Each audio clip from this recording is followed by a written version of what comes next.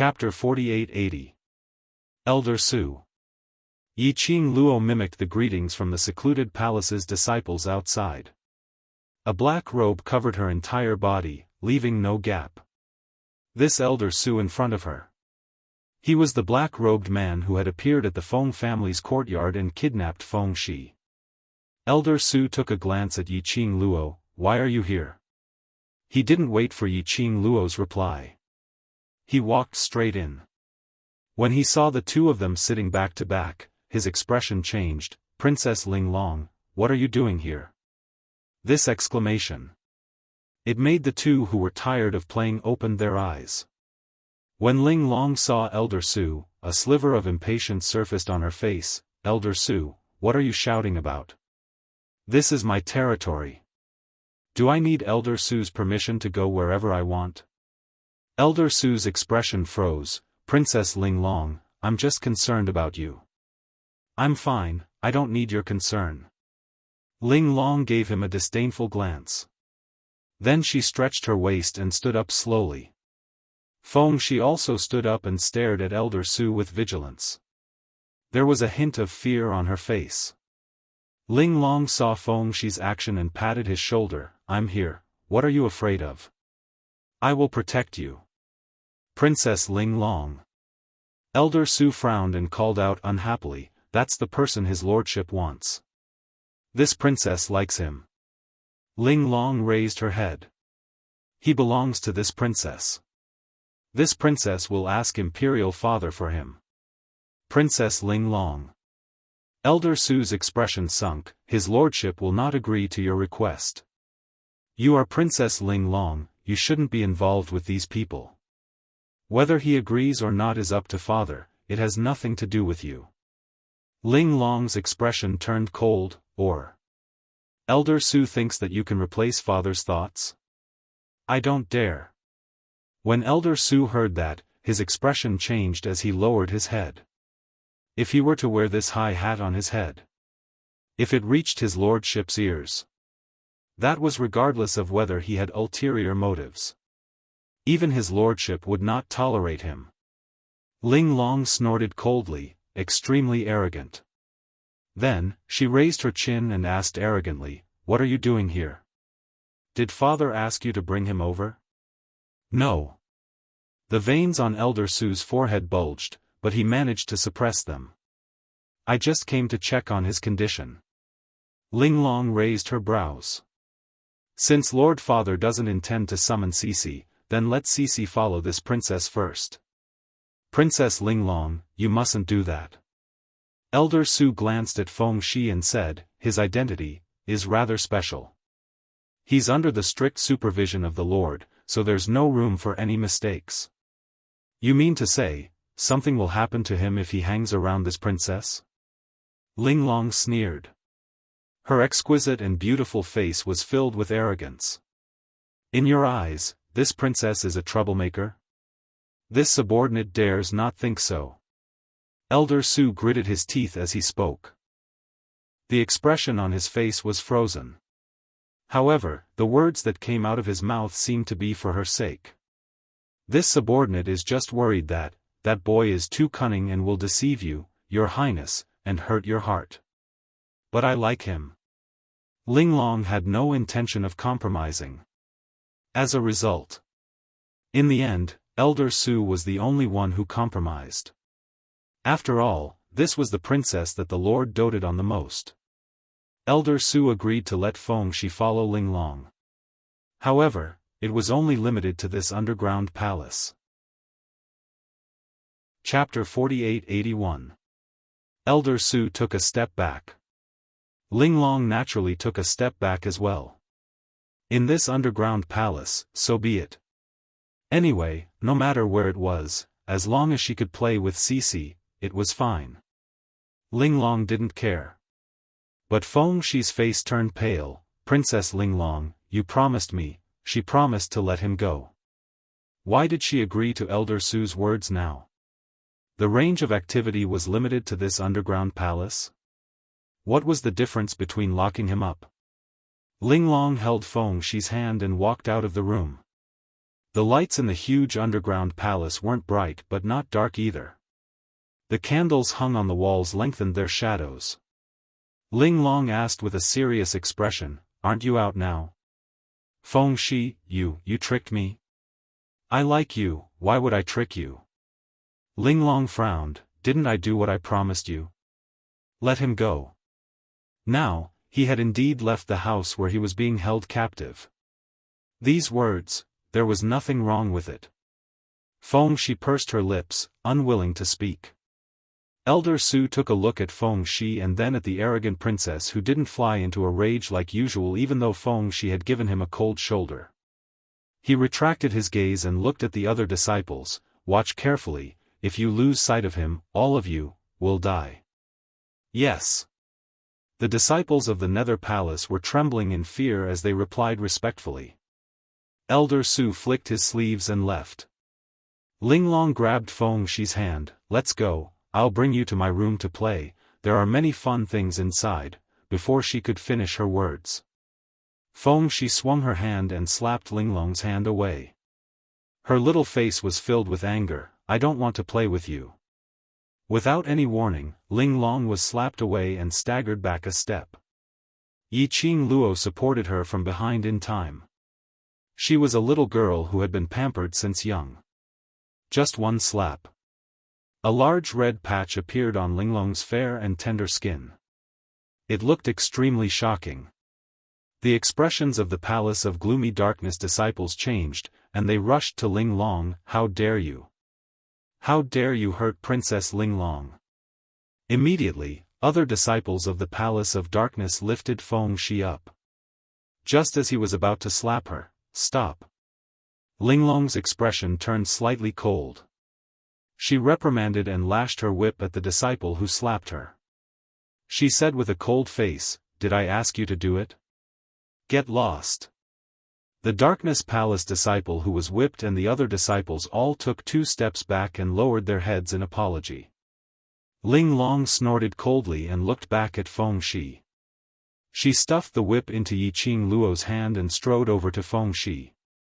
"Why are you angry with me?" She was arrogant and unreasonable when facing the disciples of the Dark Palace. When he looked at Feng Shi, there was nothing left. She patiently continued, "I like you, but that doesn't mean you can trample on my good intentions." Feng Shi gritted her teeth. She had tricked him with words. Why did it sound like it was his fault? Just as he was about to say something, out of the corner of his eye, he caught a glimpse of the black-robed young lady behind Ling Long.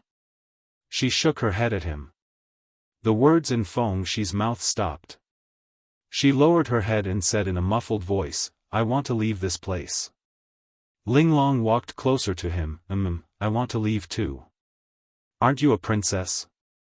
Why can't you leave?" Feng Shi asked. Ling Long said, "Other than leaving the restricted area that my father has set for me, I can't go anywhere else." Chapter 48-82. "You're my first friend, then you're such a pitiful princess." Feng Shi was stunned. She raised her eyes and saw the melancholy in Ling Long's eyes. All of the anger he felt just now had dissipated in an instant. Ling Long chuckled, but that smile didn't reach her eyes and couldn't disperse the sadness in her eyes. "Yes, I have the respect and power of a princess, so I have to bear the price of enjoying the treatment of a princess." At this moment, she had already addressed herself as, "I, not this princess. Here, besides father, no one dares to criticize or disobey me, but similarly, what I have to pay is my freedom." Ling Long slowly held Feng Shi's little hand, "You're my first friend." Feng Shi was still in a daze. The hand that held his was very warm, like the sun, shining on him warmly. Feng Shi's heart skipped a beat as her clear eyes stared unblinkingly at the little girl in front of her. After some time, he held Ling Long's hand back, "You're my first friend too." Ling Long's brows relaxed, that pair of beautiful eyes curved into a beautiful arc, "So, other than letting you leave this place, I can promise you anything you want." As she said that, she bent down slightly and got close to Feng Shi's ear, I will beg father to let you off. She was still in a daze when Ling Long brought her to this underground palace, to her room. The princess's room was much more luxurious and exquisite than the room where she was locked up. And it was filled with children's favorite toys, sweets and snacks. She could tell. Ling Long was indeed a doted palace mistress. She sent the two little dumplings back to their room. Yiqing Luo was about to step into the room. Her wrist was pulled. Xiaoqi, what are you doing? Yiqing Luo stopped in her tracks, looking at the person who was pulling her back in a daze. It was Ling Long's attendant. Yiqing Luo deliberated on how to answer the attendant.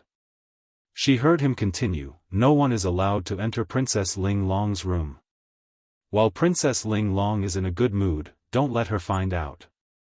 Yiqing Luo silently retracted her leg. Princess Ling Long sure has a lot of problems. She pursed her pink lips and quickly scanned Ling Long's room through the black robe. If she stayed here, there shouldn't be any danger. She left the room and closed the door. Outside the door, the group of attendants finally heaved a sigh of relief. They leaned against the wall and sat unsteadily. Princess Ling Long seems to be in a good mood today. As long as we serve her carefully, we should be able to survive until tomorrow's shift. That brat just now scared me to death. He actually dared to reject Princess Ling Long.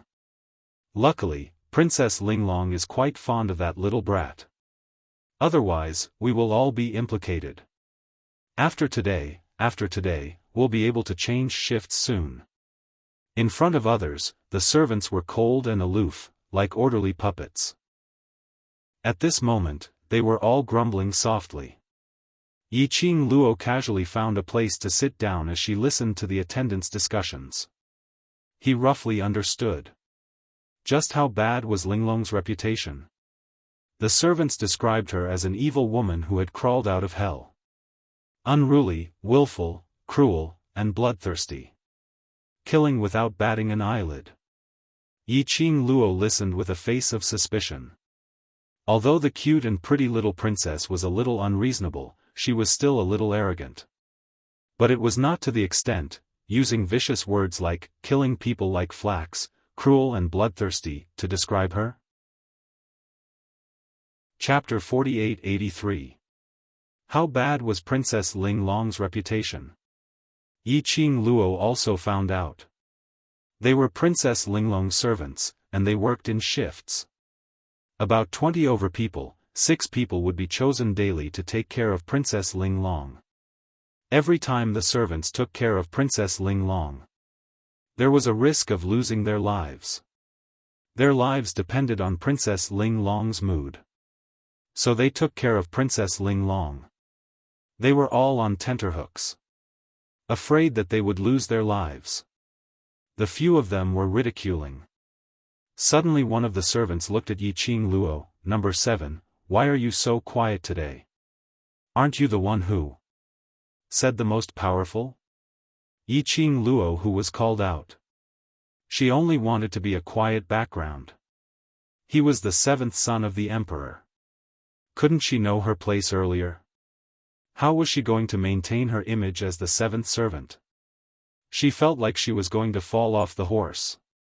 Yiqing Luo's heart roared as her brain worked quickly, suppressing her voice. Today, Princess Ling Long seems to be very happy.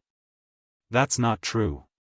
The servant waved his hand. This is the first time Princess Ling Long interacted with a wimpy kid from the outside world. Princess Ling Long should have treated him as her little toy. From what I see, Princess Ling Long got a new toy and is so happy that she can't bear to part with it. Number 7. Someone came over and sized up Yiqing Luo suspiciously. Princess Ling Long is happy with a new toy, what has it got to do with you not grumbling or being afraid? Even though they were separated by a black robe. Yiqing Luo could clearly feel the other party's gaze, examining her. Yiqing Luo was extremely calm as her voice was deep, because, I am different from what you think. She waved away that person's hand and looked towards the tightly shut door. Princess Ling Long today, when she smiles, she looks very beautiful. Servants. So, looks were justice. Because Princess Ling Long smiled beautifully. So she couldn't even bear to grumble? Suddenly, squeak, the room door was opened. A young girl dressed in an exquisite long dress stood at the door. Princess Ling Long. The servants were so shocked that they jumped up from the ground and hurriedly stood up straight respectfully. Ling Long's beautiful big eyes stared straight at Yiqing Luo, unable to tell the emotions within. The attendants held their breaths. He was afraid that if he was not careful, his life would be taken by this unruly and headstrong princess. Ling Long's vision stared at Yiqing Luo for some time. You said. This princess is very beautiful? Princess Ling Long, this is what she said. It has nothing to do with us. The attendants immediately voiced out to clarify their relationship. However, Ling Long did not even bother to look at them. He only stared deeply at Yiqing Luo as he repeated his question, say it one more time. Yiqing Luo's slightly drooping head slowly lifted up. Through the black robe, Yiqing Luo could see the sparkling light in the young and beautiful little princess's eyes. It was as dazzling as a luminous pearl. Yiqing Luo's pink lips moved as she said word by word, if Princess smiles more often, you will definitely be more beautiful. As soon as he finished speaking, the attendants behind him all gasped in shock. He was quite frightened. This old seventh couldn't be crazy, right? She actually raised her opinion to Princess Ling Long? She was going to cause them to die. However, they trembled as they waited for a long time. They didn't see Princess Ling Long getting angry. On the contrary, Princess Ling Long turned around and walked into the room. She even said. Chapter 48-84. She even said, you, come in with me. Looking at Ling Long's departing figure. The few attendants behind her lowered their voices, you're in trouble for being targeted by Princess Ling Long. Alright, stop talking. If Princess Ling Long hears you, you'll be called in too. Number 7, I wish you good luck.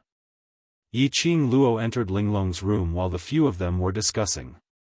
The door had just closed. Ling Long's voice was heard, during this period of time, you have to report to me every day. Which meant that she, little 7, could not participate in the shift system. Yiqing Luo naturally had no objections. When she heard that there was a shift system, she had been thinking about how she could avoid it. Before she could think of a foolproof way to bring Feng Shi out from the underground palace of the secluded palace. It was much safer to stay by Ling Long's side. Towards the habits of these attendants in the secluded palace. She didn't know if she was really put on shift. Together with a group of familiar attendants. The possibility of her being exposed was too high. Still staying by Ling Long's side. Presumably, Ling Long had no idea what kind of character her own attendant had. Moreover, children were easier to fool. Yiqing Luo was satisfied, yes. Time passed by quickly. A day had passed. Feng Shi stayed in Ling Long's room directly. Yiqing Luo, the attendant, who was appointed to serve her personally, also stayed in Ling Long's room and didn't leave. The relationship between the two little dumplings, after a day of interaction. They had really opened their hearts. They treated each other as their confidants. It was probably because Yiqing Luo had protected Ling Long in an absolutely protective manner. Or perhaps Feng Shi liked her more. Ling Long's attitude towards her was considered quite good. When the two of them were fooling around. Or when the other attendants served exquisite delicacies. They were all invited to have their meals together. That was for a servant. In the secluded palace, it was the highest honor. The others originally thought that this number 7 was going to be dismembered by Princess Ling Long. But they had not expected. In just a short few hours. Number 7 foot had already gained Princess Ling Long's recognition. He knew that. Princess Ling Long liked it when people complimented her. They were praising him too much. It was too late for regrets. But there was no chance for regret. On the round mahogany table, the two little dumplings sat side by side, obediently eating the food in their bowls. Yiqing Luo sat beside Feng Shi. While serving the two little dumplings. "Cici, do you like the food here?" Ling Long asked as she bit her wooden chopsticks and watched Feng Shi eat obediently without saying a word. Feng Shi put down her chopsticks and wiped her mouth. Then, she looked at Ling Long and said, "Delicious. If Cici likes it, I'll get the kitchen to make it for you every day." Ling Long smiled. Feng Shi blinked her big eyes and then lowered her head slightly. "But I won't be able to eat it soon. As long as this princess is around, you can eat whatever you want." Ling Long's vision shot towards Yiqing Luo. "Remember what Cici wants to eat, go prepare it." Princess Ling Long. Yiqing Luo also put down her chopsticks. Young Master Feng should not be because he wants to eat anything. She didn't beat around the bush as she continued, "Young Master Feng is a hostage that Master specially instructed Elder Su to lock up here. A day has already passed, and the Lord should soon send news back and have someone take young Master Feng away." Chapter 48-85. That's why young Master Feng feels that he won't be able to eat it soon. After a day of interaction, Yiqing Luo had some understanding towards this unruly little princess. You and her went around in circles. She absolutely couldn't understand the twists and turns. She couldn't figure out what you were hinting at. She could only point it out directly. Ling Long then understood. The moment she said that, the entire room fell into silence. Ling Long's hand, which was holding the wooden chopsticks, froze as she slammed it heavily on the table. "I will not let father take Cici away." Yiqing Luo met Ling Long's sullen gaze as she spoke in a considerate tone, "Princess Ling Long, I don't have any other intentions, I just want to remind you. In case Master wants to take young Master Feng away and Princess Ling Long can't accept it, thus hurting the harmony between you two. Even if you tell me now, I can't accept it." Ling Long's exquisite and beautiful face turned serious as she looked at Feng Shi seriously. "I want Cici to stay by my side, to be my playmate for life. Princess Ling Long's idea is good." Yiqing Luo's voice gradually became gentle, "But, Princess Ling Long, have you ever thought?" Under the black robe, the young lady's gaze was very gentle. "Is young Master Feng willing?" Ling Long was just about to reply confidently, "How would he dare to not comply with my request? I like him so much, he will definitely like me too, what's there to be unwilling about?" But when she saw Feng Shi's slightly gloomy eyes, she swallowed back the words that were on the tip of her tongue. She spat out 3 words, but she didn't say anything else.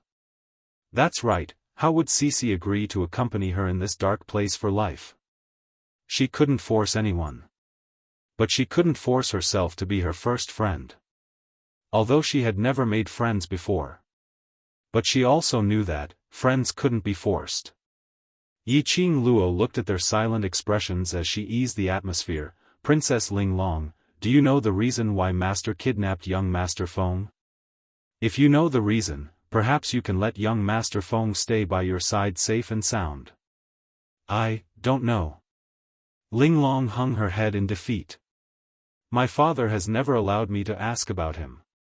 Yiqing Luo consoled him. "Young Master Feng is after all the Feng family's direct grandson, so Master shouldn't be too overboard." "No. I'm going to find my father." Ling Long suddenly slammed the table and stood up. "Cici is my friend. I can't let royal father hurt Cici." Saying that, she didn't wait for Yiqing Luo's reply or Feng Shi's reaction. He hurriedly walked out of the door. That was called valiant and high-spirited. Yiqing Luo. This little princess was really a doer. He was in a hurry. "Princess Ling Long, where are you going?" "Princess Ling Long, Princess Ling Long." Outside the door, the servants called out. Linglong walked very quickly. He completely ignored them. The attendants and the disciples of the Palace of Gloomy Darkness who were guarding at the side found it strange. He pushed open the door. He saw Yiqing Luo dressed in a black robe standing beside the mahogany table. Feng Shi, on the other hand, was sitting in front of a table full of delicacies, swinging her little feet. Number 7. The attendants shouted outside the door.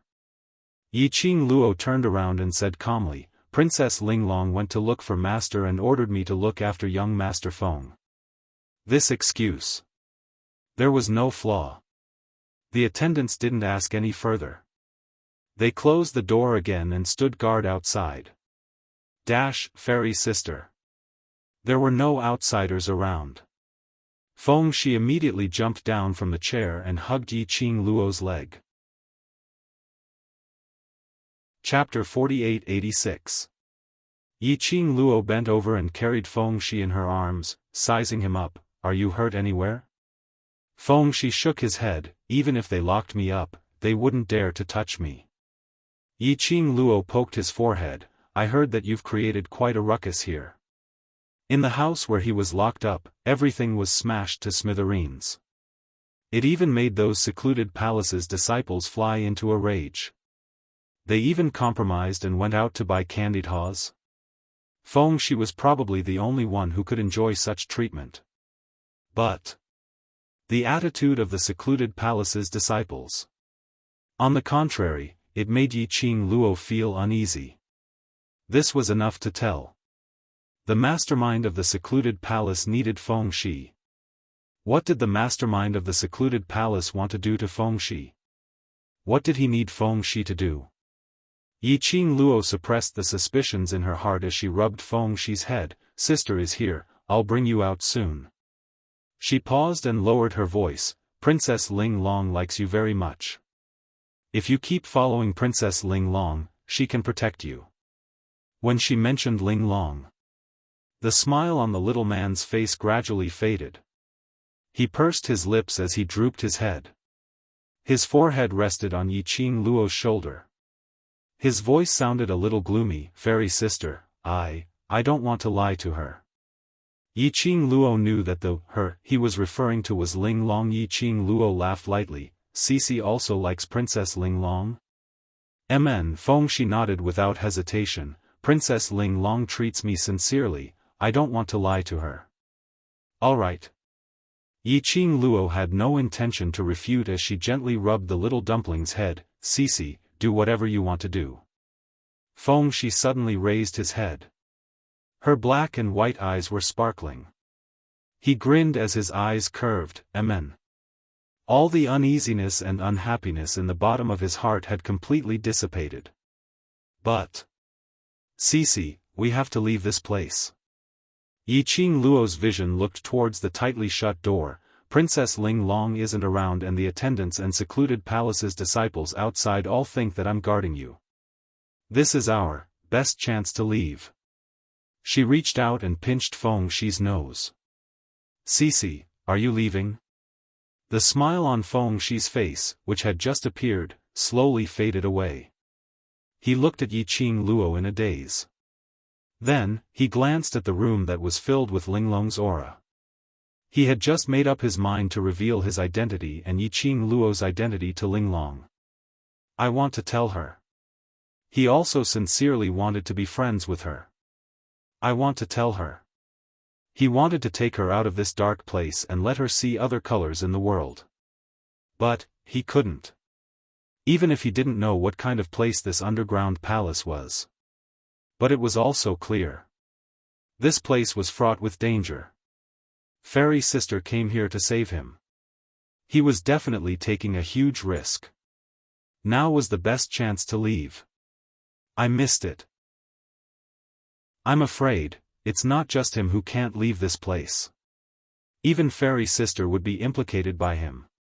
He could not be so selfish. Although he was small, his thoughts were extremely mature.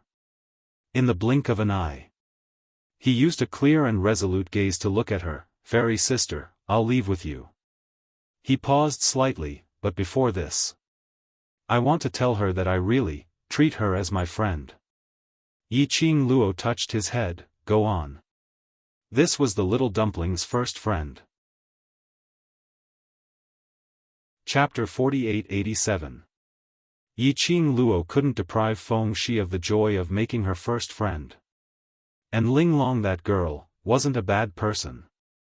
To Ling Long, Xiao Tuanzi was also her first friend.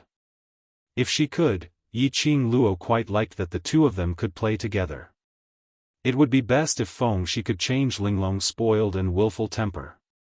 Feng Shi took out a piece of paper and wrote down what he wanted to tell Ling Long seriously. Every stroke was written in an extremely serious manner. Until he checked it 3 times. He then put down the pen. He placed the paper that was filled with words under Ling Long's pillow. Fairy sister, I'm done. Feng Shi ran back to Yiqing Luo. Yiqing Luo patted his little shoulder. Have you decided? Feng Shi nodded vigorously. The little girl's black and white eyes were filled with seriousness and solemnity. I know that Grandpa is worried about me, and I also know that Fairy Sister took a huge risk to save me. I can't be willful and only think about myself. He wanted to accompany his first friend. To accompany the friend who was alone other than him. But now, it wasn't the time. He couldn't because of the importance he attached to friendship. Regardless of the others. He believed, Princess Ling Long would understand him. Yiqing Luo carried her with one hand. My little Cici, you've really grown up. She pinched the little boy's face. I'll bring you out now. Hold on tight to me. No matter what happens, don't make a sound. Can you do that? Feng Shi nodded vigorously. Her little hand circled Yiqing Luo's neck. Cici will not be a burden to Fairy Sister. Be good. Yiqing Luo carried Feng Shi and returned to the other side of the room. The Palace of Darkness really loved Ling Long to the core. In this dungeon, which should be for the Jiang family's aristocrats, there was an extremely luxurious room specially built. Outside the window on the other side of Ling Long's room was a flower bed. Under the bright luminous pearl. Those transplanted flowers were in full bloom, bright purple and red. Extremely beautiful. Behind the flower bed, there was a towering wall. Yiqing Luo brought Feng Shi over the garden and climbed over the wall. When she looked down, below them was a pitch-black tunnel. He seemed to have returned to the tunnel that he had passed through before coming here. The other end of Ling Long's room was actually connected to this passage. If he followed the path, he would be able to leave the underground palace. She could leave the underground palace now. However, what about Zhu Wuxin? Hiding a servant for such a long time. With Zhu Wuxin's skills, he shouldn't be discovered by those people from Dark Nether Palace. Even if they found out, he could also escape. However, now, she had left with Feng Shi. Would Zhu Wuxin think that she was in this underground palace and was looking for her everywhere? When Yiqing Luo thought of this, her brows creased tightly into a bundle. How troublesome. Forget it, I'll send Feng Shi out first.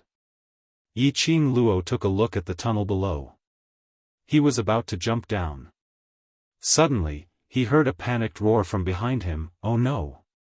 The little brat from the Feng family is gone. And 7th? What happened? Quick! Hurry up and find him. The footsteps of the Dark Abyss Palace disciples and servants got closer. Oh no, they had been discovered. How could it be so fast? Yiqing Luo's pink lips pursed tightly as she lowered her head to look at the little one in her arms. Cici, hold on tight. Chapter 48-88. Feng Shi responded with an N. Yiqing Luo leaped up and landed lightly on the ground. Following that, she walked along the tunnel. It was pitch black inside the tunnel. She couldn't see the surrounding path. Yiqing Luo walked a few steps and sensed. Not right. When she came here, she specially constructed a map of the tunnel's topography in her mind as she walked. If she walked through it again, she would definitely feel a sense of familiarity. But, the tunnel she was walking on now, the feeling was totally different. This tunnel wasn't the tunnel to leave the underworld. Yiqing Luo suddenly recalled the fork in the road when she came over. Could it be the tunnel she was walking on now? Was it another fork in the road? But now, it was basically impossible for her to turn back. The Palace of Darkness's disciples would not give her this chance. She could only move forward. Yiqing Luo walked forward quickly. While she was moving forward quickly, she could clearly hear footsteps from all directions, and the sound of the Palace of Darkness's disciples exchanging information. In front, she could faintly see a bit of light. Yiqing Luo quietly got closer. To his surprise, he realized that the passageway led to a huge courtyard. In this cold and gloomy underground cave, there was an inexplicable strange feeling. This place. What place was this? In this underground palace. Why did they have to specially build such a courtyard that required so much time, effort, and money? Who was the person who stayed in this courtyard? Yiqing Luo recalled that Ling Long seemed to be the one who came from this tunnel. Could it be the person in the courtyard was the mastermind behind the Palace of Darkness? Yiqing Luo's eyes wavered slightly. This side. Do you want to go take a look? That's a forbidden area. But, we searched the entire underground palace and didn't find Feng family's brat and number 7. The disciples guarding the entrance of the underground prison didn't see the both of them leaving. Perhaps they are hiding here. Behind them, the Palace of Darkness's disciples' voices were getting closer. They were still feeling uneasy, hesitating if they should come over to search. Yiqing Luo heard their discussion as her heart started to pound. This was a forbidden area? There was actually a forbidden area in the Palace of Darkness's base? What kind of secret or treasure was hidden here? Yiqing Luo raised her eyebrows slightly, held Feng Shi tightly, and jumped into the courtyard. Forbidden areas were the best places to hide. It was the moment she jumped into the courtyard. Footsteps could be heard from outside the courtyard. The disciples of Gloomy Palace caught up. Are we going in? I don't think so. What if the person is really hiding inside? Elder Su said that if we lose sight of him, all of us will have to die with him. Either way, I'll die. Let's go in. The disciples of Darkness Palace chattered for a long time outside the courtyard. In the end, he decided, enter. Yiqing Luo's current position. It was very close to the courtyard gate. As long as those people came in, she would definitely be discovered. But, the place where she was standing now was a little awkward. The ground was covered with a thick layer of withered yellow leaves. All she had to do was lift her foot slightly and put it down. The rustling of leaves was extremely obvious. When those people heard it, they would be able to detect her position. The Palace of Darkness's disciples got closer to the courtyard gate bit by bit. From the footsteps, there were about 10 over of them. Yiqing Luo's heart started to race. The courtyard gate, slowly, was pushed open. Chapter 48-89. 10 over figures walked into the courtyard uneasily. They just needed to take another 2 steps forward. Just a side glance and there was a possibility. See her. Yiqing Luo's slender fingers pressed on Feng Shi's head. She was silently guessing in her heart whether there would be a chance for Feng Shi to escape later. Just as the dozen or so figures entered the courtyard and were about to look around, her body suddenly felt light. Her mouth was covered by someone. She was dragged onto the big tree branch behind her. The leaves rustled. This attracted the attention of the secluded palace's disciples. under the dim illumination of the luminous pearl. The leaves swayed along with the chilly wind. The rustling sound of the leaves rubbing against each other could be heard. Everyone heaved a sigh of relief. It's just the wind, nothing. What nonsense. Yiqing Luo's heart was roaring like a dragon. Her mouth was covered and she couldn't even make a sound. The secluded palace's disciples were still scurrying around. She didn't dare to struggle or move. Until the secluded palace's disciples went around the courtyard and searched one round before leaving.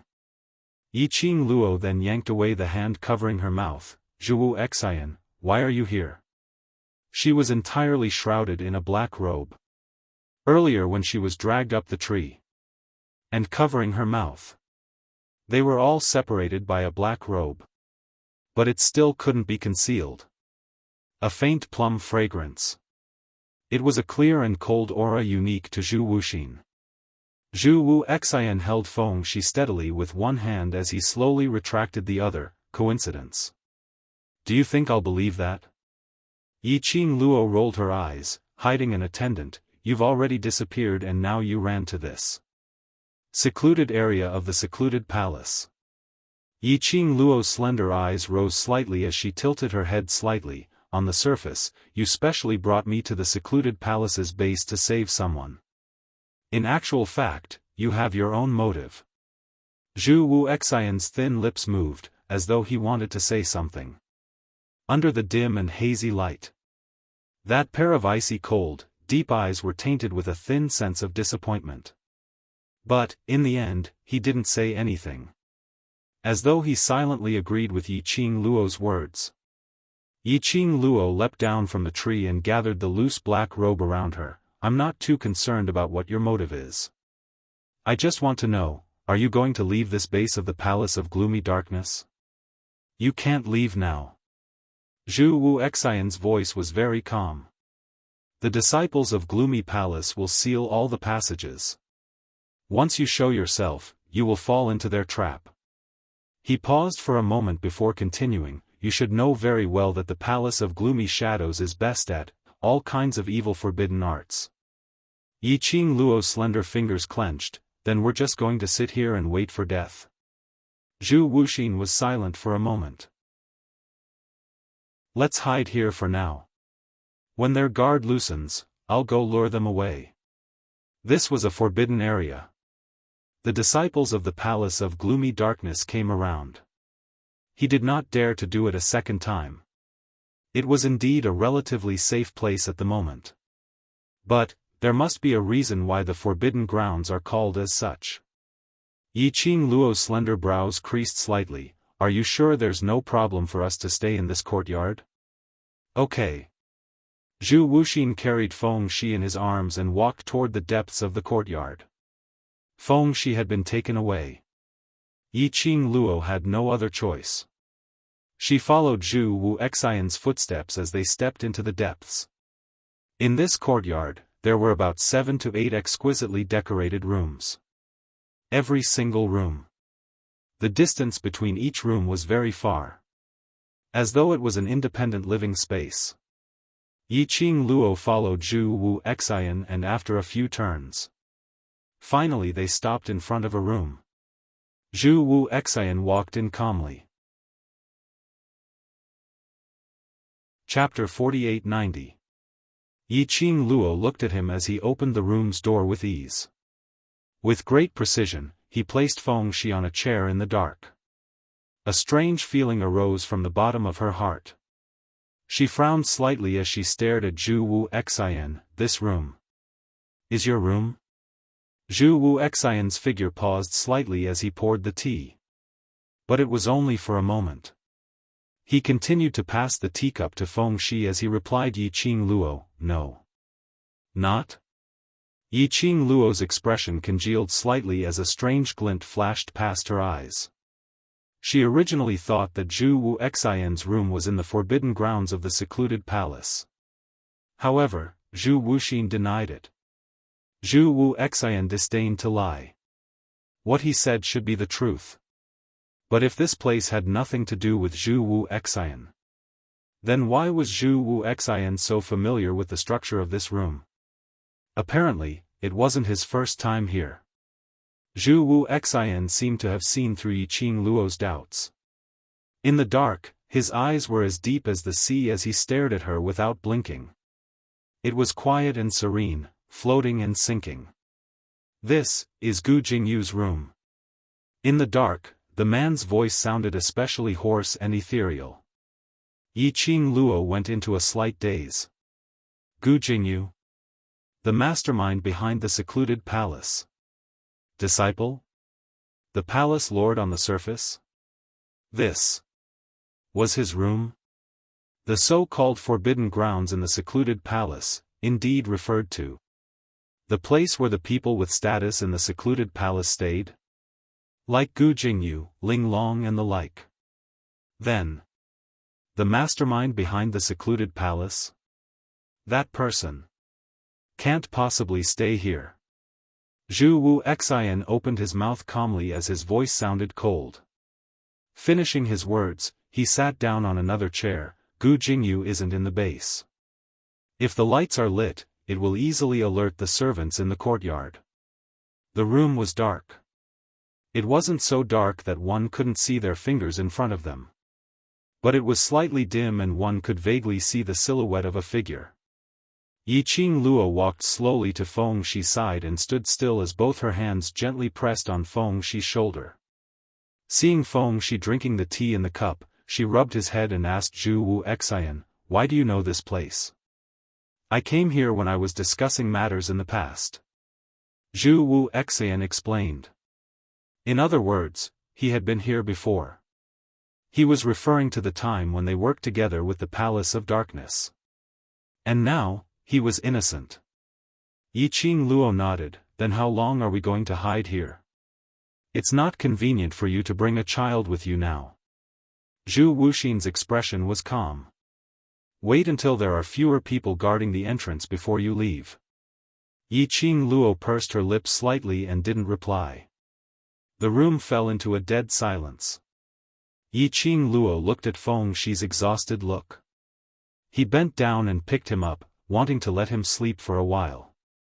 The next moment, Zhu Wuxian's hands were already stretched out. He picked up Feng Shi before her. "There's a bed over there." Yiqing Luo remained silent. He followed Zhu Wuxian into the inner room. Feng Shi had been a bit nervous. But after lying on the bed for a while, he fell asleep. Yiqing Luo sat by the bed as her gaze congealed on Feng Shi's sleeping face. Zhu Wuxian stood at the side. "You can also rest for a while and recuperate." "No need." Yiqing Luo replied indifferently. There wasn't much fluctuation in her tone. In the darkness, Zhu Wuxian's eyes rippled slightly. His eyes, which were as deep as the sea, gazed deeply at the young lady. "You really want to cut off all relations with me?" he asked. Yiqing Luo didn't even raise her head. "There's no relationship between you and me." Chapter 48-91. Zhu Wuxian scoffed lightly. There was a hint of cold mockery in her laughter. "Really?" His voice was hoarse and his emotions were unclear. "If a woman is heartless, she's really heartless." Yiqing Luo's expression remained unchanged. "I don't know about other women, but I'm indeed this heartless. So, you don't have to express your goodwill to me intentionally." She had no way to stop others from liking her and being obsessed with her. The only thing she could do was to reject. No matter if Zhu Wuxian was obsessed with her in the past, or the current adoration. That wasn't important. Because, no matter what kind of feelings, it had nothing to do with her. But this kind of you makes me like you even more. Zhu Wuxian seemed as though he couldn't hear Yiqing Luo's rejection as he gave a low laugh. That murmur of a voice. It was filled with a strange charm. Yiqing Luo's slender brows creased as a strange feeling arose in her heart. But not waiting for Yiqing Luo to speak again, Zhu Wu Xian had already turned around. Take a rest first, I'll go out and take a look. After Zhu Wu Xian left, there was only her and the sound asleep Feng Shi left in the room. An unfamiliar place. An unfamiliar environment. Even though Zhu Wu Xian said that as long as there were no lights here, it would be very safe, Yiqing Luo couldn't help but pay attention to the surrounding environment. She didn't dare to let her guard down. In her mind, she had been rehearsing the plan to leave the underground palace. Not knowing how long had passed. Dang, a soft sound was heard from afar. She could faintly see the lights shining brightly. The bright lights were getting nearer. Yiqing Luo's heart jolted violently. Someone came. She stood up alertly as she listened sharply to the movements outside. Orderly footsteps slowly got nearer. Yiqing Luo leaned close to the window. She could faintly see about 20 to 30 secluded palace's disciples directly passing by the house she was in as they headed forward. Those secluded palace's disciples' discussions were clearly transmitted into her ears. The underground palace is only so big, we've already searched the entire place and still can't find anyone. Don't tell me they really hid in this forbidden grounds? If they really hid in this forbidden grounds and offended that person in the main house, he would die even worse. That Feng family's disciple, Elder Su, said we must keep her alive. We have to find him before that person in the main house finds out. Just like that, we ran into the forbidden area again. If that person in the main house finds out, I'm afraid we won't be able to escape. What are you afraid of? Don't we have Princess Linglong to back us up? Just as he was speaking, Yiqing Luo heard a familiar voice ringing, search for this princess. Even if we have to dig 3 feet into the ground, we have to find them. That was Princess Linglong. Princess Linglong's tender voice was filled with anger. Her voice was slightly sharp. So what if it's a forbidden area? If Royal Father blames me, this princess will bear the responsibility. Don't let go of any room. He searched every inch of the place. I will make it hard for them to escape even if they have wings. Those angry orders. This made Yiqing Luo's brows creased. From the looks of it, Linglong did not see the letter that Feng Shi had left for her. Linglong felt that Feng Shi had lied to her. Their sincere friendship had been fed to the dogs. So now, all he could think of was, he caught her and Feng Shi. Yiqing Luo could sense it. Feng Shi would probably be sad for a period of time. To coax Linglong back would probably be a little difficult. But, before this, she had to pay attention. Would those secluded palace's disciples really barge into this room to capture them? If they really came in, where would she hide if she took Feng Shi with her? Chapter 48-92. The noises outside got louder and louder. More and more people came. It seemed like all the disciples of the gloomy palace in the underground palace had gathered here. About half an hour later, the noises outside slowly became softer. Indistinctly, they heard Linglong's angry bellow, "What's the use of father keeping you bunch of rubbish? You can't even find 2 people. Search for this princess. Search clearly. Don't miss any spot." Linglong bellowed furiously. The bunch of secluded palace's disciples were trembling in fear. They were afraid that they would make Princess Linglong unhappy and become a target. And at this moment, an extremely low voice was heard from outside the door, "This room. Do you want to search?" The voice was very close. Yiqing Luo knew.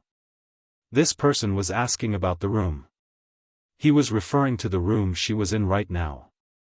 Her heart thumped fiercely and she held her breath.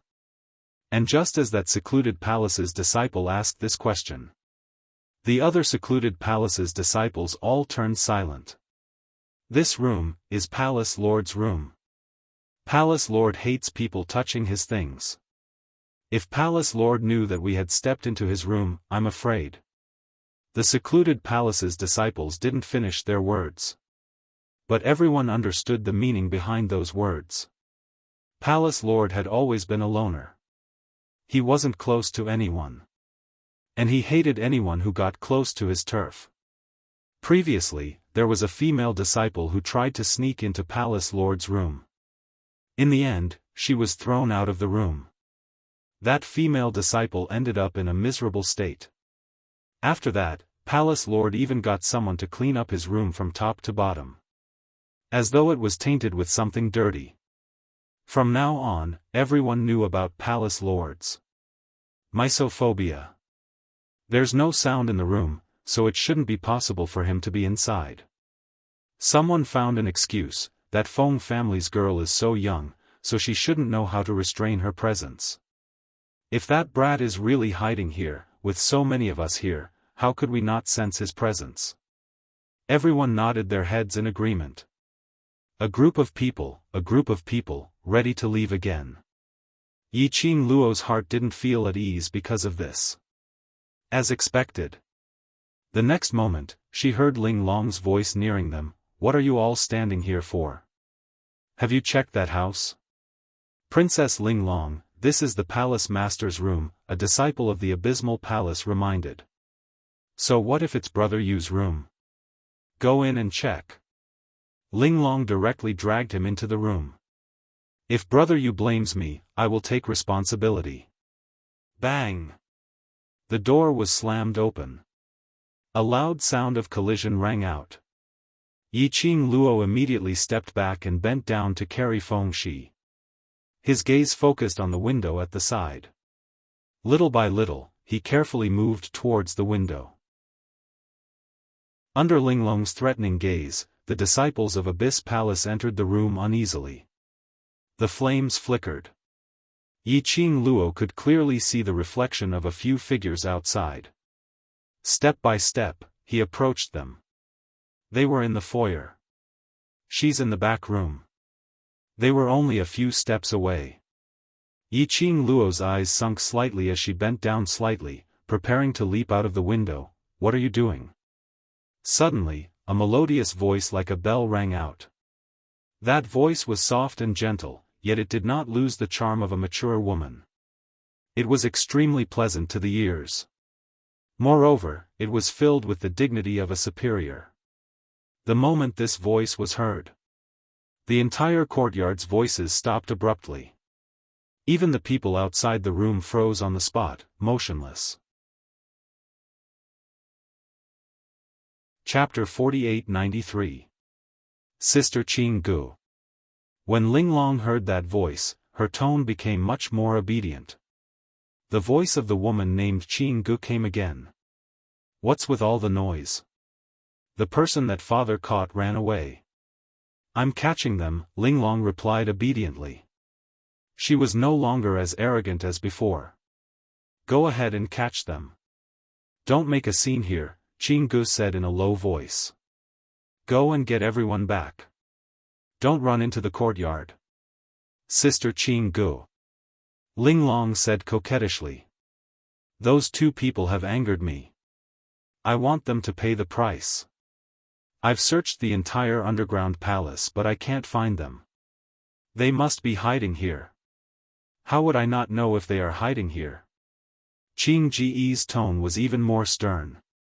If you continue to make a scene, you can forget about staying in this base. Ling Long sniffled in fear. She had never been wronged before. She felt aggrieved and indignant. How could he still care about the respect he had for the other party? Ling Long harumphed.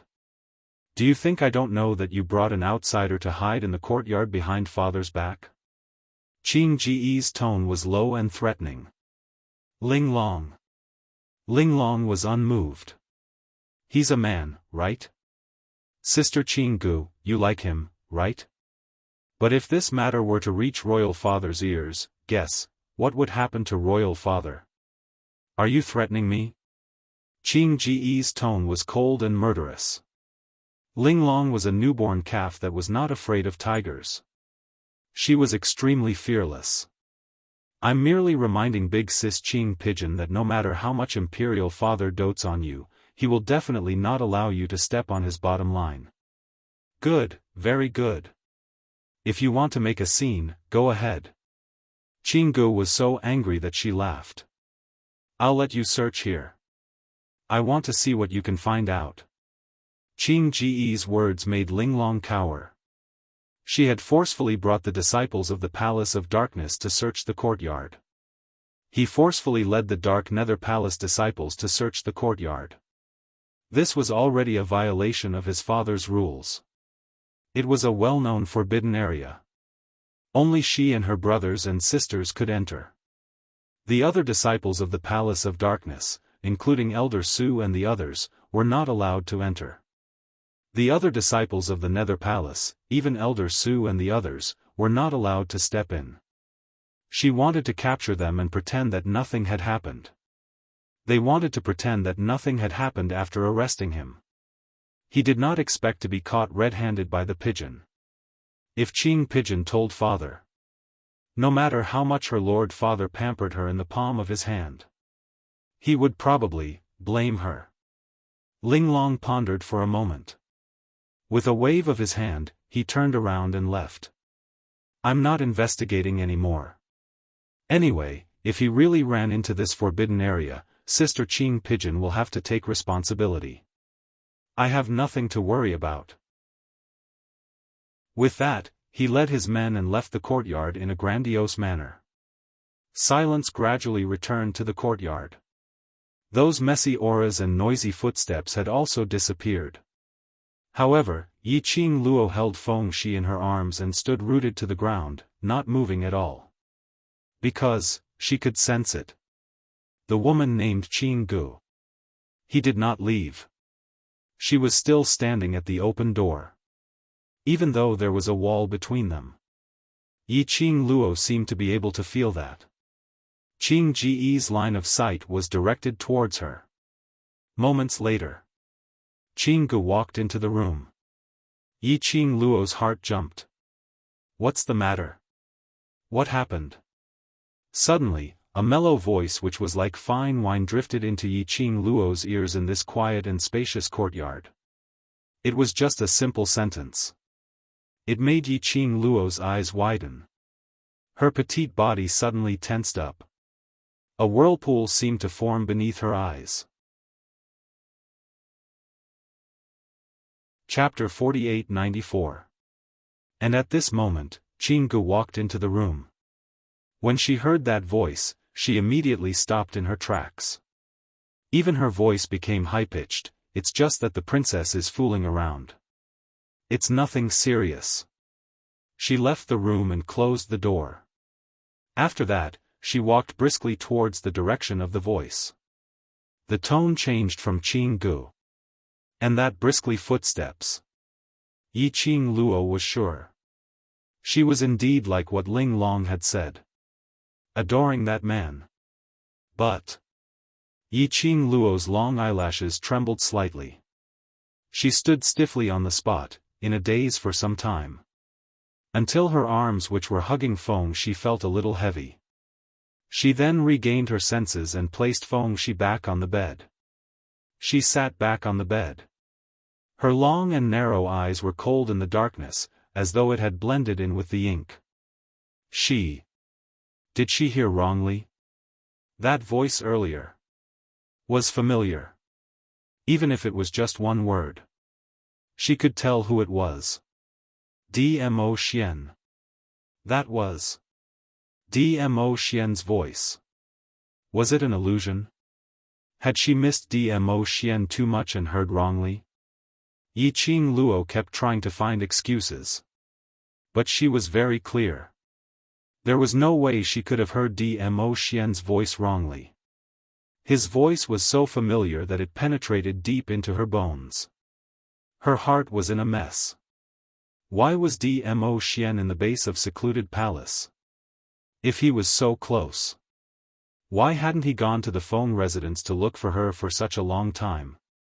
And what was the relationship between him and that lady named Qing Gu? The more she thought, the more confused her thoughts became. Various kinds of melodramatic plots played in her mind. Of course, these melodramatic plots weren't because Dmo Xian had betrayed Chaijiu or had fallen in love with someone else. She had 100% trust in Dmo Xian. But she couldn't control her imagination. Other ladies were obsessed with his peerless looks and forced him to marry her. No matter what Dmo Xian's reason was.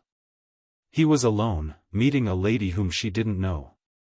This was a huge mistake. Believing was one thing.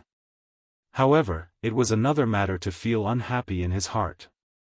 Yiqing Luo's slender fingers clenched into a fist. He continued to let his imagination run wild. She reckoned that she would have to demolish the house. No. She must go over personally and ascertain with her own eyes whether that person was Dmo Xian or not. If it really was Dmo Xian. Let's see why he's here. Yiqing Luo glanced at Feng Shi and tapped her forehead with her fingertip. A faint wisp of profound light seeped into the center of Feng Shi's forehead. Then, she tucked him in and stood up. He flipped his palm. A snow-white dumpling was standing next to Feng Shi. Yiqing Luo patted its head lightly. Chi, I'll be right back. There was that farce just now. If nothing went wrong, this place should be safe. He asked Chi to stay here and watch over Feng Shi. If there was anything, she would know in time. Yiqing Luo's figure was like a ghost as she blended into the night. He didn't notice it. At the moment when she left. In a dark corner, a tall and straight figure stood there quietly, staring at the young girl's departing figure without blinking. The wind blows. The man's red robe was like fire, rippling. His thin lips curled into a cold arc with a faint smile. He was obviously smiling. But his whole body was emitting a cold intent. Yiqing Luo followed the memory of the voice just now. After Linglong's disturbance in the courtyard. It was very quiet now. There was no sign of anyone. There was no sign of anyone. Yiqing Luo's journey was smooth. There were many rooms here. And they were all pitch black. Chapter 4895. Yiqing Luo passed through a few rooms. Her gaze locked onto the front. In the middle of the courtyard, was the largest and most luxurious house. She could vaguely see the bright luminous pearl light, like a star in the dark night. It was there. Yiqing Luo stared at that huge house. But her footsteps slowly came to a halt. That familiar voice seemed to be reverberating in her mind. Over and over again, it reminded her, that was indeed Dmo Xian's voice. Yiqing Luo lowered her eyes, her gaze landed on the red ring on her slender fingertip. One could vaguely see a vivid and lifelike phoenix stretching its most beautiful figure on the blood jade-like ring. She gently stroked the ring. This profound phoenix ring was a mandarin duck ring like Dmo Xian's profound dragon ring. If Dmo Xian was really here, the profound phoenix ring should have some reaction. But now, the profound phoenix ring had no reaction at all. This was, why? Yiqing Luo curled her fingers tightly. Her gaze was on the profound phoenix ring, quietly staring for a while. She took a deep breath and moved toward the room again, without making a sound. Just as she got closer, Yiqing Luo heard a sound coming from inside the room. It was a woman's light footsteps and a gentle and elegant laughter. This laughter was inexplicably piercing. A man and a woman alone in this place. And they were laughing so happily. What was so funny? Yiqing Luo suppressed the surging unhappiness in her chest and calmed herself down. What she heard was false. She couldn't simply imagine. Yiqing Luo held her breath and followed the direction of the laughter to confirm the woman's location. Following that direction, she quietly moved closer. Her movements were very light. While moving, there was no sound at all. She neared the innermost room's window. Yiqing Luo looked through the half-opened window. She saw the bright luminous pearl light spilling out from the window. Yiqing Luo turned sideways and quietly looked through the window at the situation inside the room. Inside the room, the furnishings were elegant and there was a faint fragrance. One look and you knew it was an exquisite woman's study room. The surroundings were filled with bookshelves and all kinds of books. There was a long table that was bent over, and it was filled with books and scrolls. Yiqing Luo's corner. They could only see a fairy-like woman in a long white dress sitting on one side of the long table. Whereas opposite the lady, Yiqing Luo could only see half a side face of the figure. The figure was tall and slender, beautiful and straight like jade.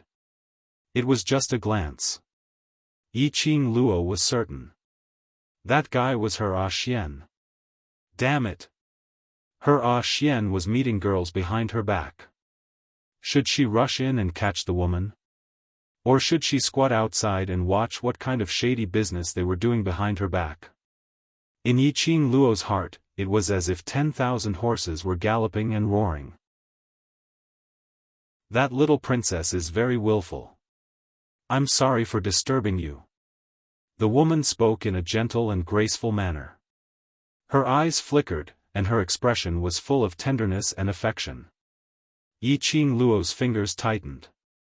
He had the urge to strangle that woman. The man didn't even raise his head, as if he didn't see the woman's flirtatious gaze. He lowered his head and searched through the books and scrolls on the table. His slender, jade-like fingers stirred the chaos on the table. It's fine. Two cold and indifferent words.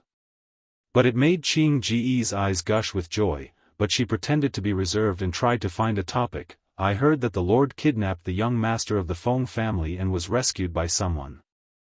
That little princess must be furious. Chapter 48-96. The man who had been looking down at the book suddenly raised his eyes. Her black hair was as fine as flowing water and spread out like fine silk. Under the bright light of the night pearl, it rippled with a black luster. What did you say? The man's voice was deep, without much emotion. But Qing Ji's eyes were filled with joy. This was the first time he took the initiative to respond to her. Did this mean, was he interested in what he had to say? Qing Gu suppressed the excitement in her heart and continued the topic. That little princess is very angry. She is now looking for someone in the underground palace. The previous sentence. The man said faintly. Qing Gu thought for a moment, the young master of the Feng family? Why did he kidnap the Feng family? The man asked in a deep voice. Qing Gu shook her head, maybe because the Feng family is related to that. She looked down at the messy books and paintings on the table. Maybe, his lord has found another way. She didn't know if it was an illusion. When she finished this sentence, the man's eyes seemed to sink a little. But when she looked carefully, the man's expression was still calm, without the slightest fluctuation of emotion. It was rare for a man to be interested in her topic. Although Qing Gu felt strange, she didn't want to end the topic like this, so she continued, the Feng family is really capable. They actually found this place to save people, but it's easy to come in, but difficult to get out. Not only can that person not save people, I'm afraid he will also die here. Look at how angry the little princess is. I'm afraid, when the two people are found, they will be dead. The man didn't say anything at this moment. Instead, he looked down lightly. His eyes were a little cold. His breath was inexplicably cold. Qing Gu sensed that something was wrong. Her smiling eyes dimmed slightly. She seemed to be testing, but also seemed to be inadvertently asking, you seem to care a lot about the Feng family? The man didn't even lift his eyelids. He didn't mean to answer. If you are really interested in the Feng family, I can also help you bring the young master of the Feng family and the person who came to save people here. Qing Gu guessed the man's thoughts and suggested. As she spoke, she sized up the man's expression. The man lowered his head. His fine black hair covered half of his face. His expression was half hidden. He couldn't see it clearly. Qinggu was a little unfathomable. She looked at the handsome half of the man's face and said tentatively, "Little princess, you couldn't find them even after searching the entire underground palace. Perhaps, they really are hiding here. As long as they enter this courtyard, I will be able to find them." For some unknown reason, Qinggu always felt that the man in front of her was like a god, noble and elegant. He had an inexplicable concern for the people of the Feng family. However, after probing,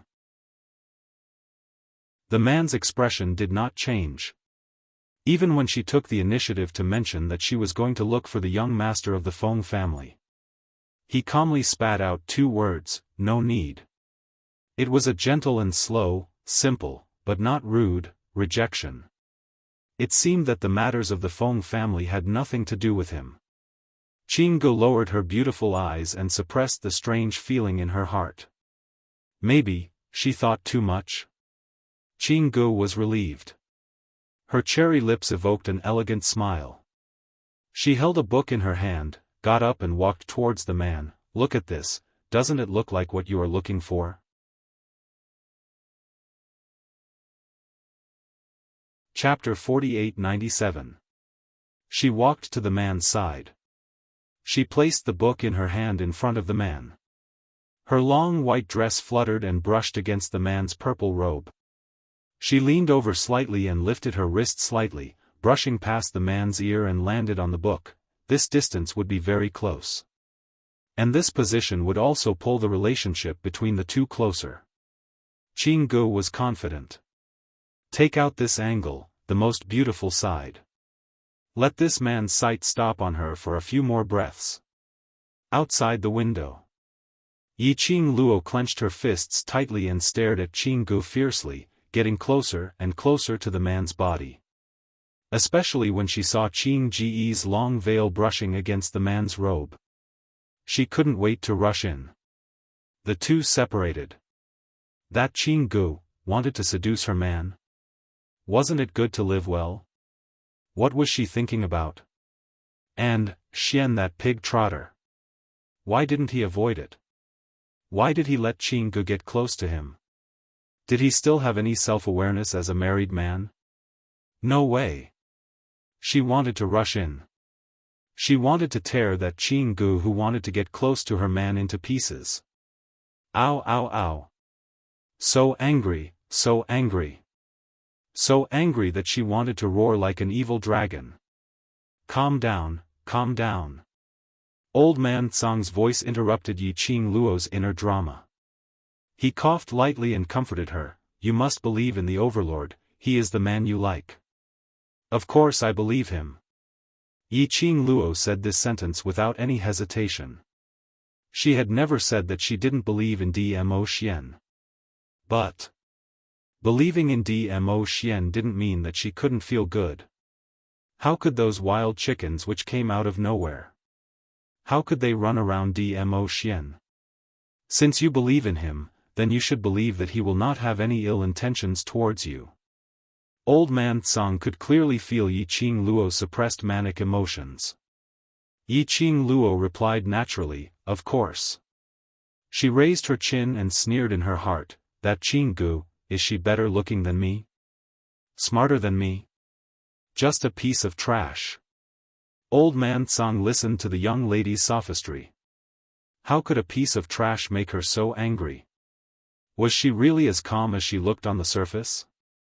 He didn't dare to say it, nor did he dare to ask. Yiqing Luo stared fixedly at the two people who were getting nearer and nearer. He almost rolled up his sleeves and climbed in through the window. At this moment, the man sat in front of the table with his head slightly lowered. It was as though he had sensed something. He turned his head and looked out of the window. His obsidian eyes were as deep as the sea. It was like a whirlpool that could cause one to fall into it with a single glance. Yiqing Luo leaned against the wall, taking big mouthfuls of air silently as she asked in her mind, did he see it? Did he see it? I dodged so quickly that he probably didn't see me, right? Just now, at the critical moment. She jerked her head back. But she did not know. If Dmo Xian had captured her silhouette. She was very fast. But, Dmo Xian's acuity was extraordinary.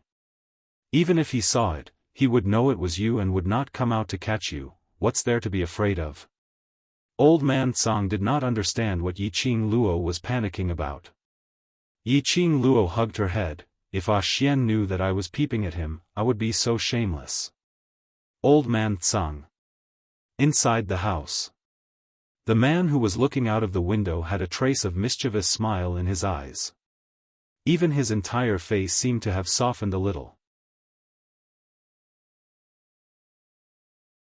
Chapter 48-98. Qing Gu was preparing to approach the man quietly to carry out her plan. What entered her eyes was a smear of gentleness. Her heart felt as though it had been shot by an arrow, as a little deer was pounding around. Overlord. A flirtatious voice called out to the man softly. Qing Ji's body leaned forward slightly, as she wanted to get closer. A swoosh sound was heard. Qing Ji's outstretched hand was blocked by a book. Tightly, the end of the book was slightly exerted. Qing Gu was pushed 2 steps away from the man. That book was casually thrown aside from the man's hand. That kind of nonchalance. As though he was throwing away unnecessary rubbish. Overlord. Qing Ji's heart skipped a beat, as her voice turned hoarse. Her delicate and gentle face revealed a tinge of coquettish grumbling. She hadn't finished her words. Her throat was choked by the man's icy cold gaze. Don't come near me. The man's voice was emotionless, so bland that it was almost cold. That kind of coldness and heartlessness, a direct and decisive rejection. Qing Ji's heart suddenly felt a little pain.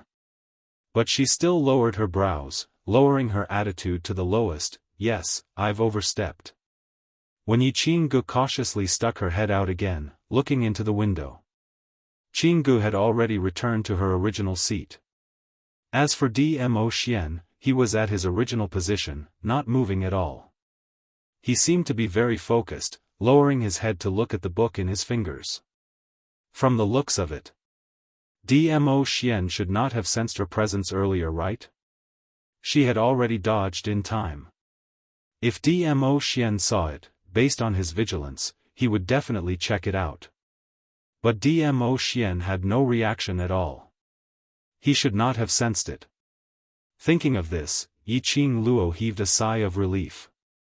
While she was relaxing, Yiqing Luo couldn't help but think.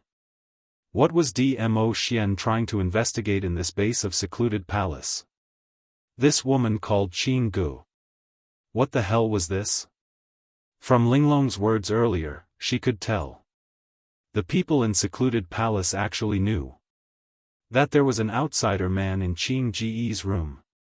Presumably that sinister and cunning person behind the scenes in secluded palace knew about this. But why? Would he allow Dmo Xian to stay in secluded palace's base? The people behind the palace of gloomy darkness were not afraid. Had Dmo Xian really found something? He was deep in thought. Yiqing Luo suddenly raised her vigilant eyes and looked behind her. She heard the sound of footsteps approaching. Under the misty night sky, the light from the luminous pearls shining through the window flickered. A figure walked out of the darkness. Her red dress was completely different from her cold and indifferent temperament. But it had a different kind of tension and charm. Zhu Wuxin? How did he find his way here? Yiqing Luo frowned slightly as she shot him a warning stare. Zhu Wuxin's sleeve moved slightly, revealing a small figure. Xiao Tuanzi opened her eyes and looked around, her eyes filled with worry and anxiety. Yiqing Luo's brows creased even more tightly. Why, did Zhu Wuxin bring Feng Shi here? She cautiously glanced through the window and saw that the man was still maintaining his original posture. The person in the house was Dmo Xian. That man was too sharp. There is some movement here. It was highly possible that Dmo Xian would sense it. She took quick steps forward and took Feng Shi from Zhu Wuxin's arms. Feng Shi immediately wrapped her arms tightly around her neck, as though she had been given a huge shock. Yiqing Luo took a look at the direction of the room and patted Feng Shi's back lightly. Her gaze congealed slightly, as though it was covered with a layer of darkness.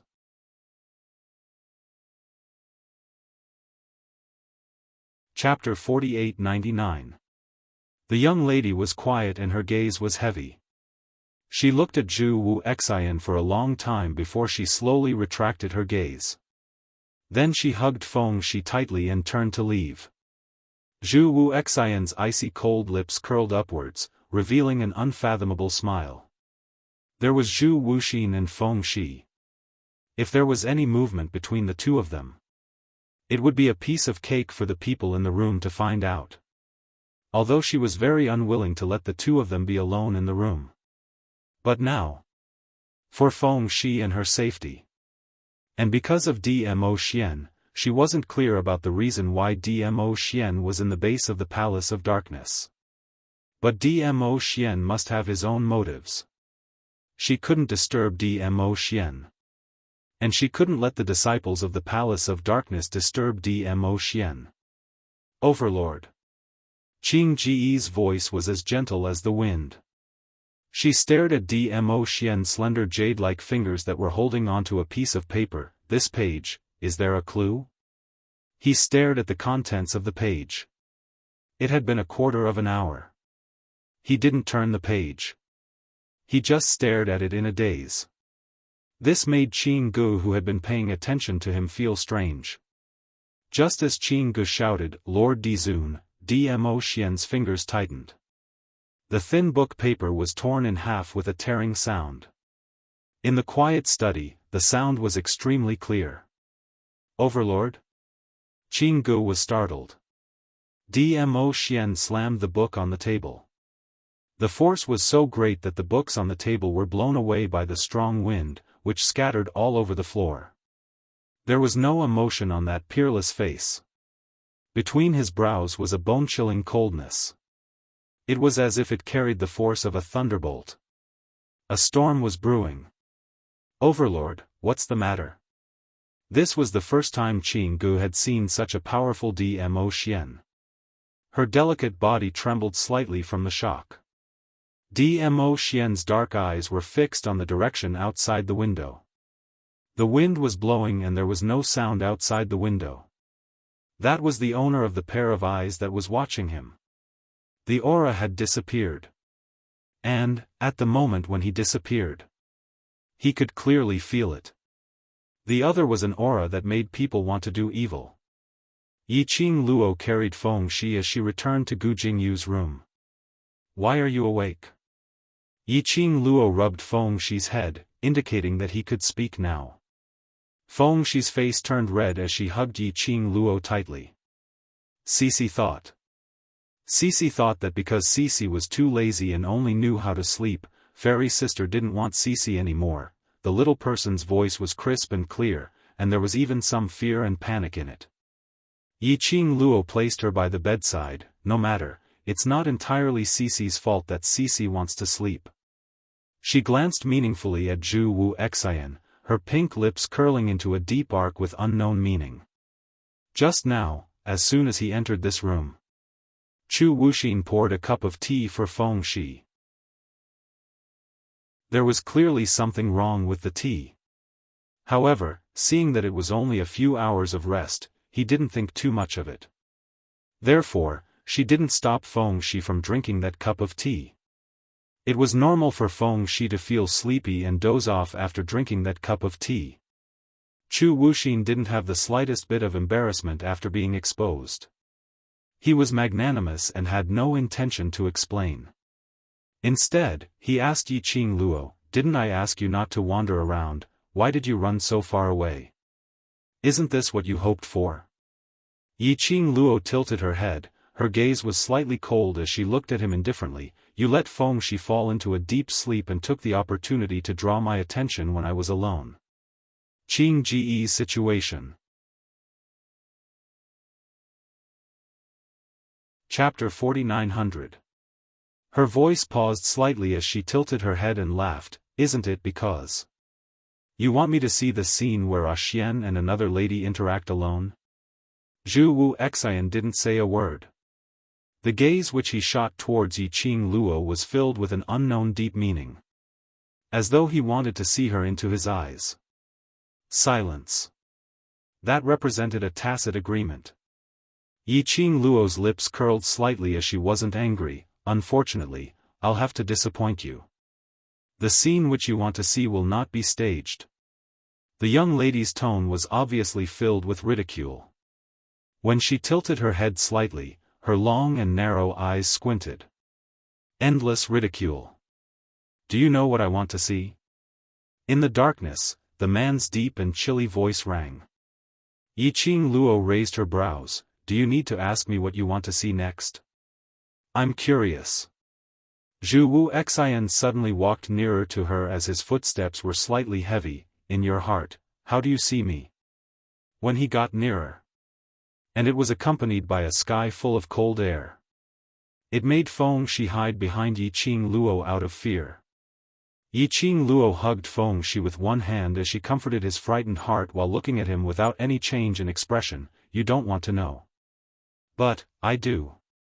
Zhu Wu Xian got nearer as his chilly intent pounced on her. Yiqing Luo's eyes were gloomy as her long and narrow eyes were filled with a complicated glint. She pinched Feng Shi's hand lightly as she caressed it casually. She spoke calmly as her lips curled into a cold smile. Do you want to hear the truth or a lie? A lie. Zhu Wu Xian replied without any hesitation. Yiqing Luo, wishful thinking. A man who didn't play his cards according to the norm was really quick-witted. She shouldn't have asked a truth or a lie. Her face was solemn as she put on a serious look. I'm a kind young lady, I only speak the truth. Following that, she shot him a cold glance as her voice was indifferent. Actually, in my heart, I feel that you are rather annoying. Zhu Wu Xian's expression remained unchanged, and Yiqing Luo didn't beat around the bush as she went straight to the point. What you're thinking, isn't it to see a gap between Xian and me, making me misunderstand that Xian has betrayed me? All sorts of schemes. In the end, it was just for her to see it with her own eyes. The man she loved, even when he knew that she was also in the god realm. However, he was still hiding in this place with another woman. A man and a woman, alone together. As for the other woman, it was obvious that she liked him. If it was any other woman who saw this scene, they would definitely be shocked. He was afraid that he would lose his mind and lose his rationality, thus, it affected the relationship between them. Aren't you angry? Zhu Wu Xian neither admitted nor denied it. Instead, he asked another question. Yiqing Luo replied calmly, I'm angry. She raised her eyebrows. Of course I'm angry, but I'm not angry because he betrayed me, because I know that in this world, no one will love me more than Xian. Zhu Wuxin's brows furrowed tightly. His thin lips moved as if he wanted to refute. But in the end, he stopped himself from saying anything. Yiqing Luo's pink lips curled up as her smile was tainted with some gentleness. I believe that Xian will not betray me. Heh, Zhu Wuxin sneered in a low voice. The coldness in his eyes intensified. He stood in front of the young lady as he looked down at her from a high position. In the darkness, the outline of his grave and stern face was faintly discernible. That pair of serene eyes suddenly revealed an icy glint. I indeed know that he's here. Zhu Wuxin's voice sounded abnormally deep.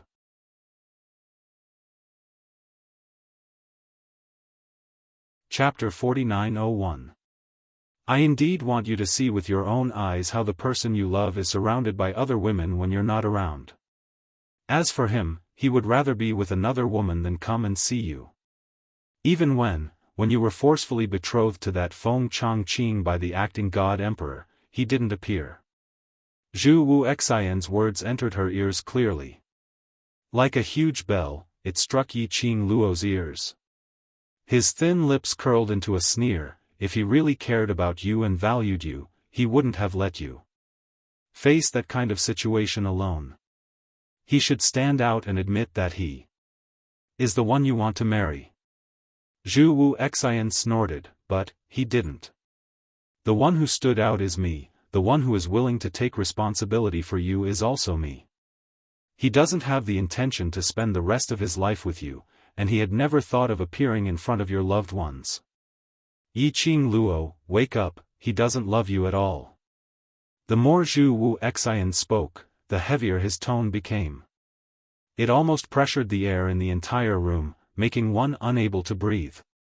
Feng Shi's little hand clutched Yiqing Luo tightly, as her little body trembled slightly. Yiqing Luo frowned as she kept her in her arms, standing up slightly, blocking the man's icy cold aura. Young Master Zhu, are you mistaken about something? The young lady's voice was filled with extreme coldness. What right do you have to judge my relationship with Ah Xian? Whether he doesn't care about me or not, whether he values me or not, I have my own judgment. As for you, so what if you stood out at that time? To me, your standing out made me feel very troublesome. Whether Ah Xian wants to spend the rest of his life with me, that's a matter between Ah Xian and I. Since I trust him, I will trust everything about him. And whether he loves me or not, it has nothing to do with you. The young lady's words were extremely indifferent. As though it was wrapped in ice. There wasn't any fluctuation of emotions. Like thousands of silver needles, piercing into Zhu Wu Xian's heart. In his mind, every single word of the young lady's harsh words reverberated. I only like you, that's all. Why? Zhu Wu Xian's gaze was heavy as he looked at the young girl's face. Bit by bit, he shifted his gaze to the way she was holding Feng Shi in her arms, looking absolutely protective. The sorrow in his eyes deepened. Even the words that came out of his mouth sounded very hoarse. Why are you so cruel to me? Yiqing Luo didn't avoid his line of sight. She looked into his deep, cold eyes. He enunciated each word clearly and resolutely. I don't like you, so, whatever you do, it's wrong. His words caused the entire room to fall into a deathly silence. After a long while, Zhu Wuxin laughed softly. His laughter was filled with bitterness and cold ridicule, because you love Dmo Xian. So no matter what he does, it's right. Right? Yes.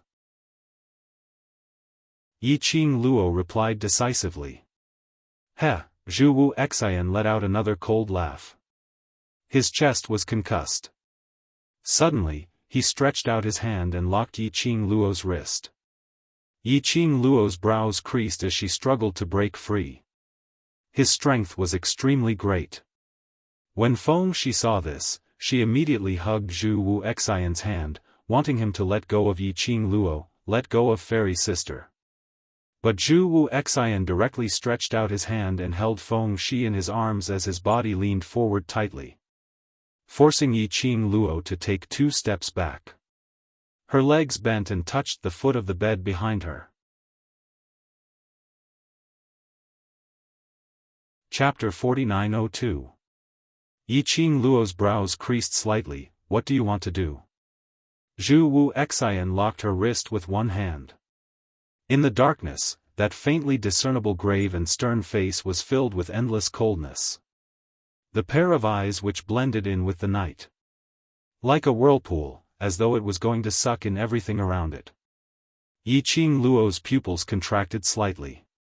She had a bad premonition in her heart. Zhu Wu Xian's thin lips curled up. A deep and malicious voice rang beside the young lady's ear. You trust him so much, but will he believe you? Yiqing Luo realized what Zhu Wu Xian wanted to do. Her expression suddenly sunk. Zhu Wu Xian. Yiqing Luo bit his name heavily as her eyes seemed to be plated with a layer of frost. The young lady was furious. Her wrist, which was locked tightly by Zhu Wu Xian, suddenly turned in a strange position. She withdrew her hand from Zhu Wu Xian's grip. Immediately after, Yiqing Luo stretched out her arm towards Zhu Wu Xian, trying to snatch Feng Shi away from his arms. But the moment she stretched out her hand, it was as though the man had seen through her actions. Yi Qing Luo had just stretched out her hand. But it was intercepted by Zhu Wu Xin halfway. Her fair hand was once again held by the man's broad palm. But this scene seemed as though Yi Qing Luo had taken the initiative to send herself into the man's hand. And right at this moment, a bam sound was heard. The tightly shut room door was suddenly pushed open. The ground suddenly began to shake. Even the things in the room started to sway. From outside the open door, it faintly projected the glow of the luminous pearl. In the room, the two people whose murderous intent was soaring were stunned for a moment by this sudden change. In the air, there was a ripple of an icy mountain's aura, as though it could freeze the surroundings into frost. The gloomy atmosphere was oppressive. The air was filled with a faint, chilly sandalwood fragrance. Yi Qing Luo's pupils suddenly contracted, Xian. Hearing the young lady's soft cry, the whirlpools at the bottom of Zhu Wuxin's eyes surged more and more like surging waves. He was like a beast that had been trapped for a long time and was about to be freed. At this moment, the cold smile on his thin lips was filled with evil and malice. He grabbed the girl's wrist and bent down to, "Come closer, girl." Zhu Wuxin. The refreshing fragrance of plums assaulted his nostrils. Yi Qing Luo recovered from the earlier shock. She pushed Zhu Wuxin's hand away with her other hand, her fingertips moving slightly. A fiery red fan appeared between her slender, white fingers. A sharp blade came out from the handle of the fan and pierced into the man's chest. The fresh blood was not conspicuous among the red clothes. Zhu Wuxin snorted. He lowered his eyes and looked at his chest. The sharp blade stung his eyes. He chuckled softly, and the emotions in his eyes surged even more intensely. It was tight and firm, completely ignoring the sharp blade in his chest. He wrapped an arm around the girl's shoulder. He moved closer to the girl. The sharp blade pierced deeper into his chest. But he didn't care. Yi Qing Luo's long and narrow eyelashes trembled slightly. Very quickly, her eyes were left with a piece of ice which was like a 1,000-year-old snow mountain, cold to the bone. The moment the man's arm wrapped around her, with a backhand, she locked onto his arm. It was tight and her body was pushed out of his arm's range. She had just moved. A hand was placed on her waist. The force was extremely strong. The overbearing aura invaded her senses. Bam! A heavy object landed on the ground, reverberating through the house.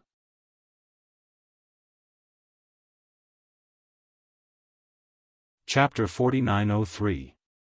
That red robe fell heavily onto the ground. For a long time, she didn't get up. But no one was paying attention to that side. When the strength around his waist and the scent of sandalwood lingered around his body, he felt a chill run down his spine. In Yi Qing Luo's eyes, all that was left was the face that was so close to her, like a god, noble and elegant. Xian. Yi Qing Luo called out softly. The man's eyes were as deep as ink, reflecting the young girl's charming and beautiful face. The moment their eyes met, it was as though there were only the two of them left in the world. Until, Overlord, you. A lady's gentle voice was heard from the side, breaking the tenderness in the room. Yi Qing Luo looked sideways towards the open door. She saw a lady dressed in white walking over. The chilly wind blew over. The lady's skirt was rolled up, like a blooming white lotus, pure and noble. It was that woman called Qing Gu. The scene was a little unbelievable. Nestled in Dmo Xian's arms, Yi Qing Luo was still in the mood to imagine a drama in her mind. Was this considered husband and cheating partner, caught on the spot? Her and Chu Wu Xian this cheating partner? It seemed their relationship was a little complicated.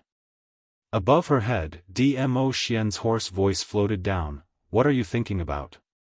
He didn't even look at Qing Guo from the corner of his eyes. His gaze was focused on Yiqing Luo. And he could clearly see the various weird expressions on the young lady's face. Just a glance. He knew that his young lady was daydreaming again. Yiqing Luo seemed as though she was caught red-handed as her cheeks flushed red and coughed violently. "Nothing. Nothing." Dmo Xian scoffed lightly as his slender fingers pinched her face. "Don't let your imagination run wild." "Then have you ever let your imagination run wild?" Yiqing Luo's narrow eyes curved as her eyes were filled with craftiness and ridicule. There was no ill feeling between the two of them. It made the man in red who was lying on the ground stand up shakily. Blood was gushing out from his chest. The corners of her lips were also bright red. But he was still smiling. The curve of his thin lips was clear and cold. That smile was startling to see. The scene in front of him was so warm that it could not contain anyone. It was as if it was mocking him, everything he had done. It was all just a joke. He couldn't interfere at all. Obviously, he already knew about this matter. But, his heart would still hurt. Zhu Wuxin lowered his gaze and stared at the spot on his chest where blood was seeping out. The feeling of the blade stabbing into his chest still lingered in his body. But, the pain here. It was not even half a beat away from the heart. Perhaps it was because his gaze was too deep. The man who was looking at the girl with deep affection suddenly raised his head. He glanced at Zhu Wuxian indifferently, carelessly, disdainfully and respectfully. His beautiful thin lips curled into a mocking smile. Then, his hand slid down the girl's face and held her wrist. His fingers with distinct joints moved slightly. The blood-stained feather fan in the girl's hand fell into the man's hand. "It's dirty. Let me clean it for you." The man's voice wasn't very soft. In the quiet and spacious room, it was extremely clear to the ears. It could even echo. It was like he intentionally said it for someone to hear. That glower flame fan which was stained with Zhu Wuxian's blood was kept by Dmo Xian. Zhu Wuxian. Yiqing Luo seemed to be recalling. That Zhu Wuxian whom she had stabbed, and was suddenly hit by Dmo Xian's palm. Chapter 4904. Her expression was somewhat complicated. Her long and narrow cat eyes slightly turned sideways, as it congealed towards Zhu Wuxian's direction. Looking at Zhu Wuxian who lowered his head and stared at her chest, his thin lips curled upwards, as though he was smiling yet not smiling. Yiqing Luo pursed her lower lip slightly. Before she could open her mouth, the strength around her waist suddenly tightened. The man's deep and hoarse voice floated down from above, "So Pavilion Lord has the hobby of snatching someone else's wife." That voice sounded very calm. But Yiqing Luo could still hear the deep chilliness in it. Like a sharp blade, it pierced towards Zhu Wuxian's body. Zhu Wuxian raised his eyes slightly, as his icy cold eyes met Dmo Xian's gaze. That smile which didn't look like a smile was still hanging by the side of his lips. As though he was provoking Dmo Xian, he spoke indifferently, "Snatch someone else's wife? She doesn't seem to be your wife." He laughed coldly, "You're not engaged, so why can't I be pleased with her?" Dmo Xian's gaze was like a gathering cold wind, as it swirled up a whirlwind. Just as Yiqing Luo felt the chill, as she raised her eyes to look at Dmo Xian. The man's emotions had already returned to normal. He didn't look angry, and even curled his lips. His rosy red thin lips, the curve was noble, with some undetectable complacency. "I'm afraid Pavilion Lord has forgotten, little Luo, can only accept that the person standing beside her is me." The man's tone sounded very casual. But it made Zhu Wuxian's smile, which was filled with provocation and sarcasm, freeze on his face. Dmo Xian was very satisfied that his own words had caused a huge reaction to Zhu Wuxian. The smile on his lips deepened. The casual expression on his brows also seeped out a few hints of provocation.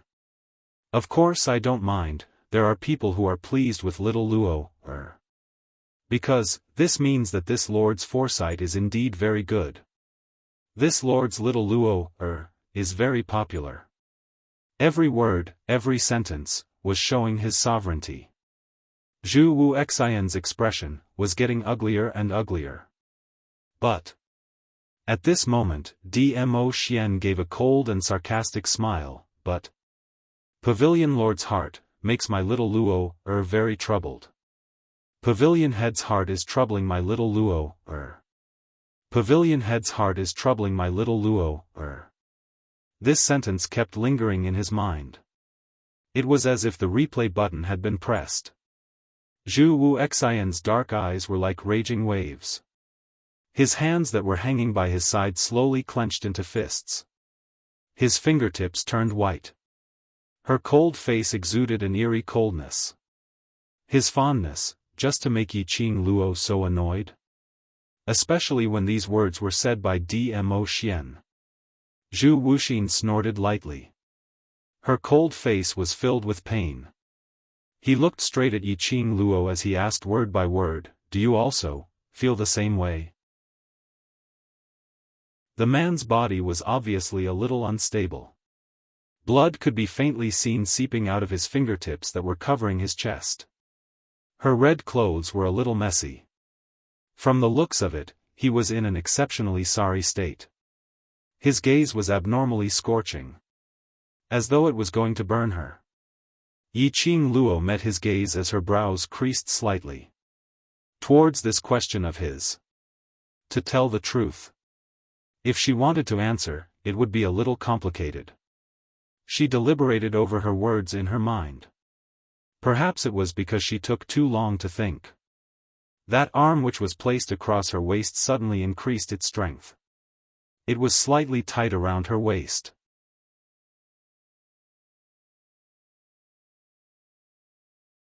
Chapter 4905. As though he was warning her, answer properly. Death question. Death stare. Yiqing Luo. So how should she answer in order to satisfy this master? Was Dmo Xian called? Smiling on the outside, but cursing in his heart? On the surface, he looked extremely confident and complacent, totally unconcerned about Zhu Wuxian's thoughts towards her. In reality, in her heart, she hated Zhu Wuxian's thoughts towards her deeply. Yiqing Luo secretly raised her hand and pinched his arm. "You don't believe me? This kind of warning action must be condemned." Dmo Xian's inky eyes congealed deeply on the young lady's face. "Of course I believe you, I know. The person Lil Luo loves the most is me. You know, and you still strangled me." Yiqing Luo pinched his arm again. "Strangling me means that you don't believe me." Dmo Xian's brows were filled with a smile. "So you admit that the person you love the most is indeed me?" "No." Yiqing Luo replied decisively, "The person I love the most is myself.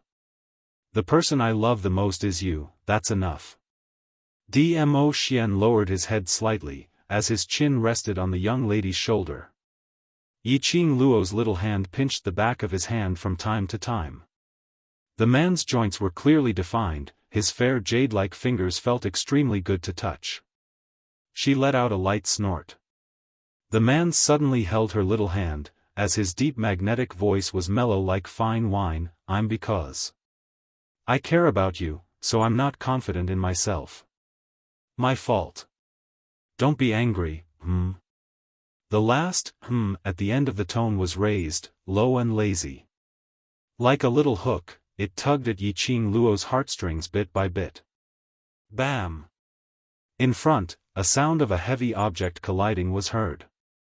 It dispersed the warmth in the room. Yiqing Luo's vision had just turned over. She saw the figure who had knocked against the door, but was still swaying, as he turned around to leave. That figure gave off a lonely and bitter feeling as if he was fleeing for his life. Yiqing Luo's pink lips moved, as she wanted to call out to Zhu Wu Xian. But the words that were about to come out, she swallowed it back. What was the use of calling him? For people like Zhu Wu Xian, to a person who was so paranoid that he was speechless.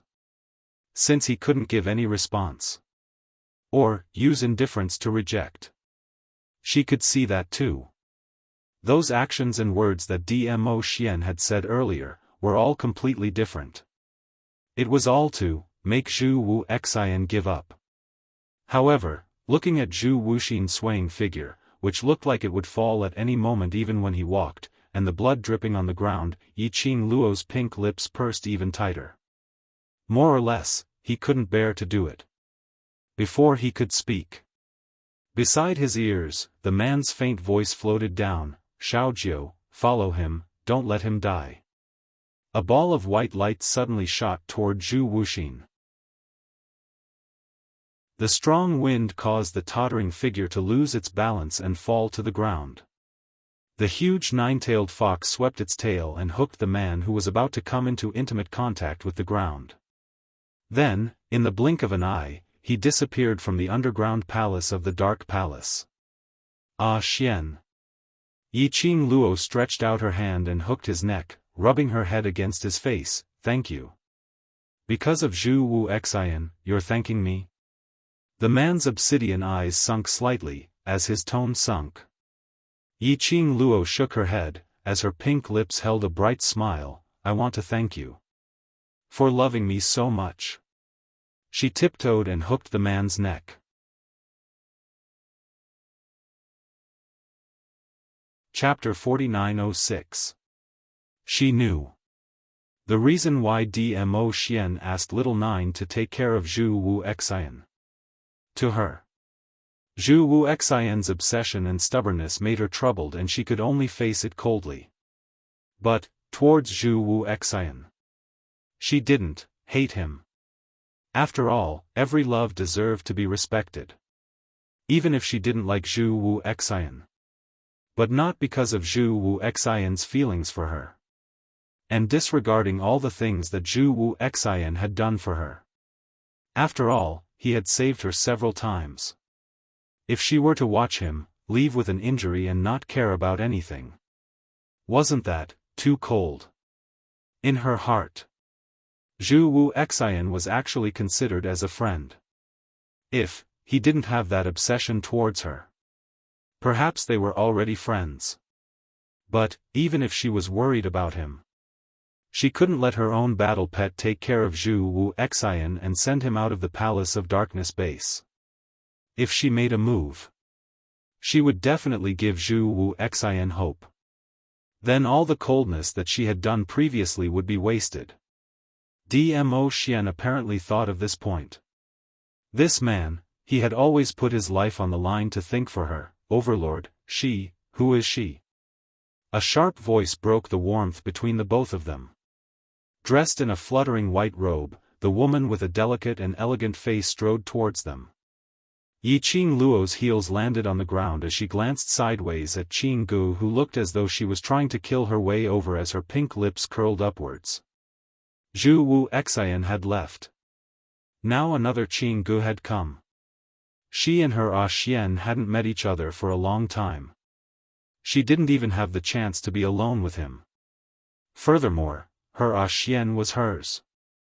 This lady, on what basis did she have to question her identity in this manner? Just as Qing Gu walked over, Yiqing Luo had already stretched out her hand and pulled Dmo Xian behind her. Her petite and slender figure stood in front of Dmo Xian and also blocked Qing Ji's path. Her pink lips rose slightly as she tilted her head slightly and looked at her with a smile which didn't look like a smile. Miss Qing Gu has been looking for so long, don't you know my identity? That smile was enchanting. Like a dazzling mandala blossoming. Her long and narrow eyes curved into a smile. Qing Ji's eyes widened as she said in a dull tone, I'm sorry, the martial monarch never mentioned to me that there's another woman beside him. As she spoke, her cherry lips curled up into an elegant and distant smile. It sounded as though he was explaining the reason why he didn't know Yiqing Luo. But every word and sentence was hinting at, if the man didn't mention his other half, it meant that the man didn't care about her at all and didn't acknowledge her identity at all.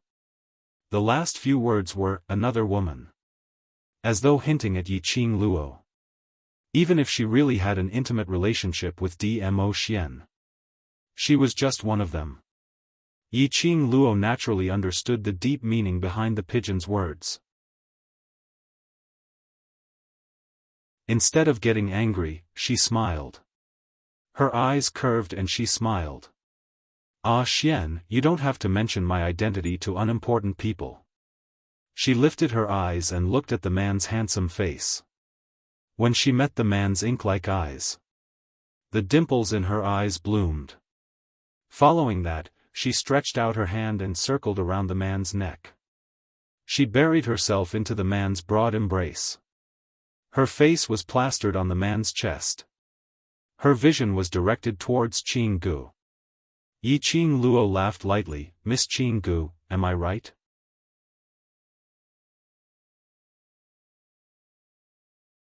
Chapter 4907. The young lady's words were filled with provocation. That long and narrow eyes were also filled with provocation. How could Qing Gu not hear it and not understand it? And she could hear it and understand it. How could Dmo Xian not understand it? But Dmo Xian lowered his eyes and stared at the young lady in front of him, like a cat protecting its food, stretching out its sharp claws to block him. That bright and flamboyant, absolutely stunning face. It was deeply reflected in his eyes. The young lady's actions had deeply pleased Dmo Xian. The man's eyes were filled with tenderness and tenderness. His entire person seemed much gentler.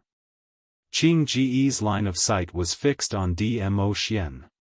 Looking at the man's obvious joyful expression. Suddenly, she felt a dull pain in her heart. She could tell how much the overlord valued the young lady in his arms. That pampering and gentle look. This was the first time she saw such an expression on the overlord. No, more accurately. As long as the overlord's line of sight fell on the young lady, his entire person was soft. But, the moment his line of sight shifted, he would become the overlord of the past, all of his transformations. Just because of that young lady named Yiqing Luo. Her heart was extremely unwilling. So jealous that she wanted to explode. I'm sorry, I don't really like my man being stared at by other women for too long. That young lady in red flame moved her body, blocking Qing Ji's line of sight. After Yiqing Luo stood still, her pink lips rose slightly, her enchanting face revealed a hint of cold provocation. I'm different from Xian, I am. Her lips curled up, smiling coldly, I am too possessive, I can't allow anyone to taint my man. She paused, her gaze turned sharp. Her half-squinted eyes reflected a cold glint, as she stared coldly at Qing Gu. Word by word, she spat out the last half of the sentence, including, in my heart, tainting. The young lady's overbearing and arrogant attitude. Extremely flamboyant. It was a declaration of its sovereignty. Qing Ji's exquisite and beautiful face twisted slightly. But very quickly, it returned to normal. Continuing to maintain her elegance and gentleness, she ignored Yiqing Luo and instead looked towards Dmo Xian. The woman's voice was soft and gentle. Your Majesty, that man just now, has met Master before. If he tells Master that you are here, this, I won't. Dmo Xian's voice was indifferent, even if there is, this lord doesn't mind, to dig it out from the dark corners. Other than reminding Dmo Xian, Qing Ying's words were there was another deeper meaning. Firstly, it reminded Dmo Xian. The current Yiqing Luo and Zhu Wu Xian had an ambiguous relationship. Secondly, Yiqing Luo and Chu Wu Xian's entanglement was unclear, which led to him being discovered by Chu Wu Xian. Thirdly, it was because Yiqing Luo believed in Zhu Wu Xian and gave him a way out, which gave Zhu Wu Xian the chance to complain to his lord. But, no matter what the reason was, Dmo Xian had already rejected it without hesitation. Dmo Xian's eyelids didn't even bother to look at her, and that deeply hurt Qing Ji's eyes. We haven't found any leads on Cuckoo. Qing Gu was rejected once and felt a little frustrated, so she could only bring out the topic which Dmo Xian was most interested in an attempt to attract his attention. Qing Gu. The man suddenly opened his mouth, as his voice was cold and emotionless as he called out her name.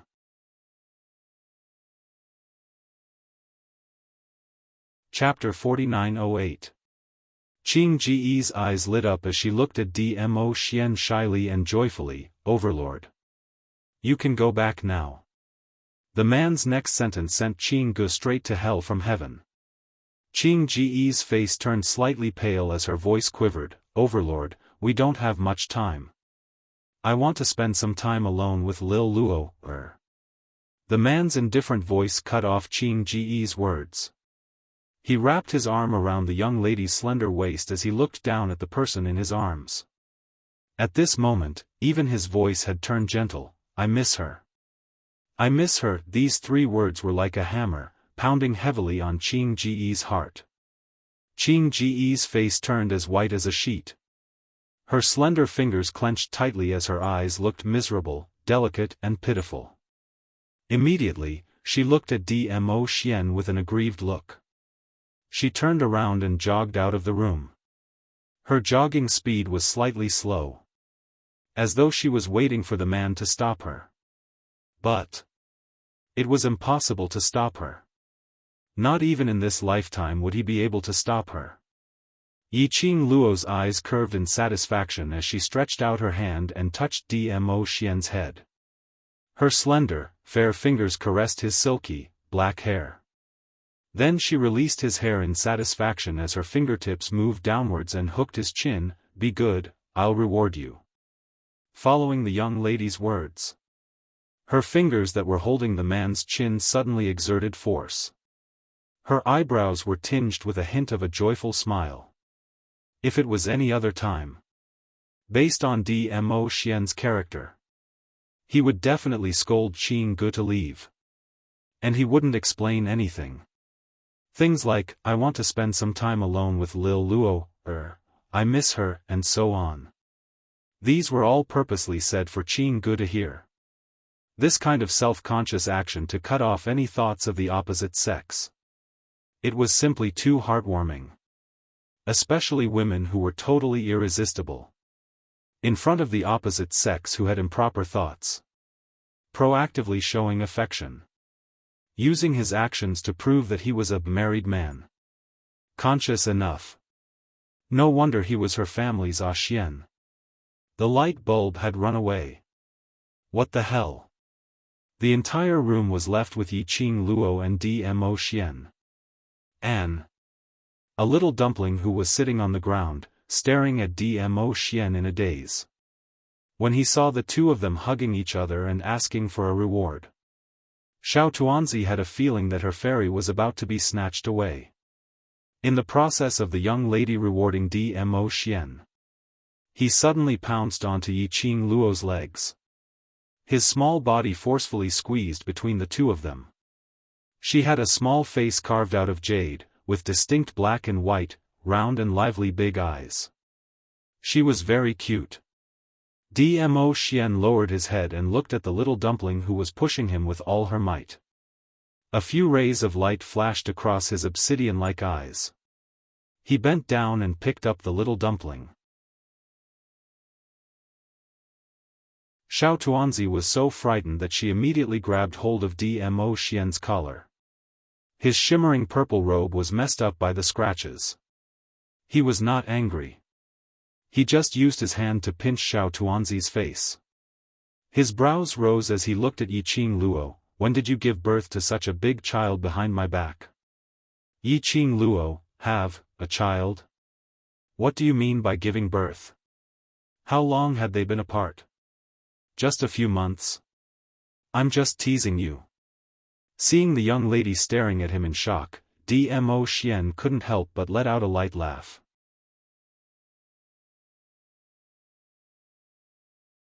Chapter 4909. With his other hand, he pulled her into his embrace.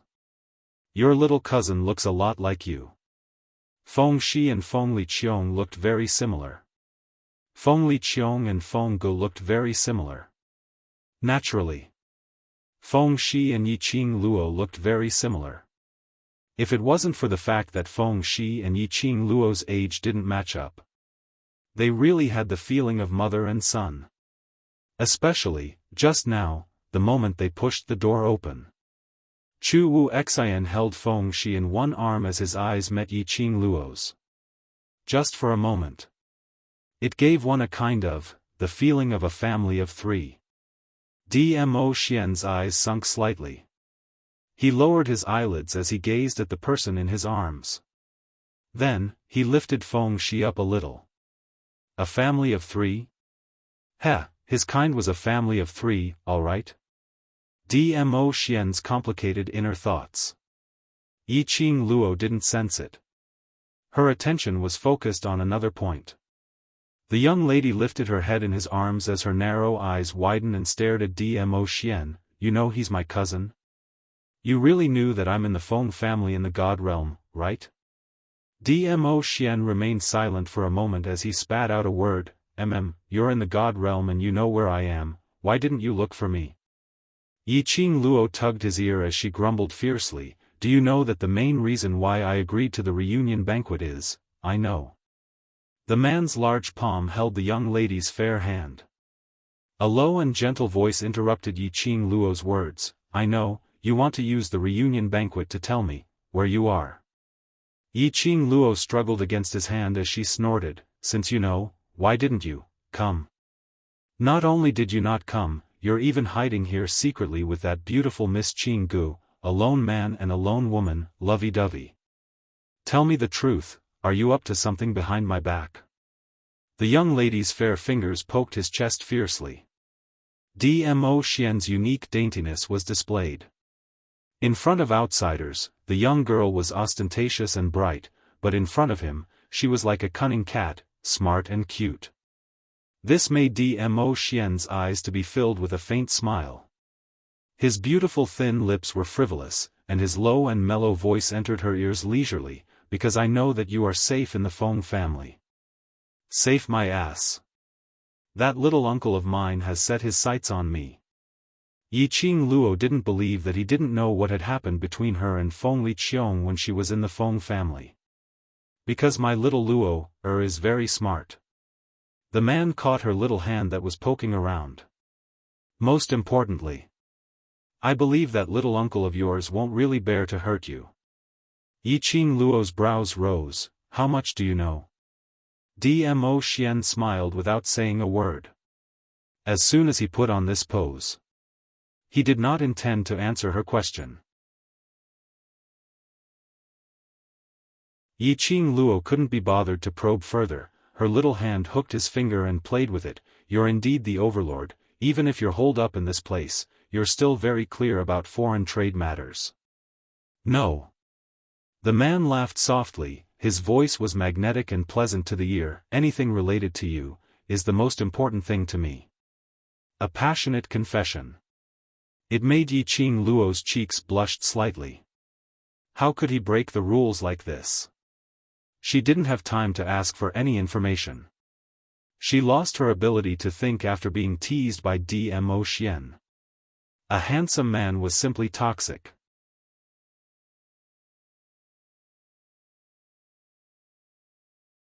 Chapter 4910.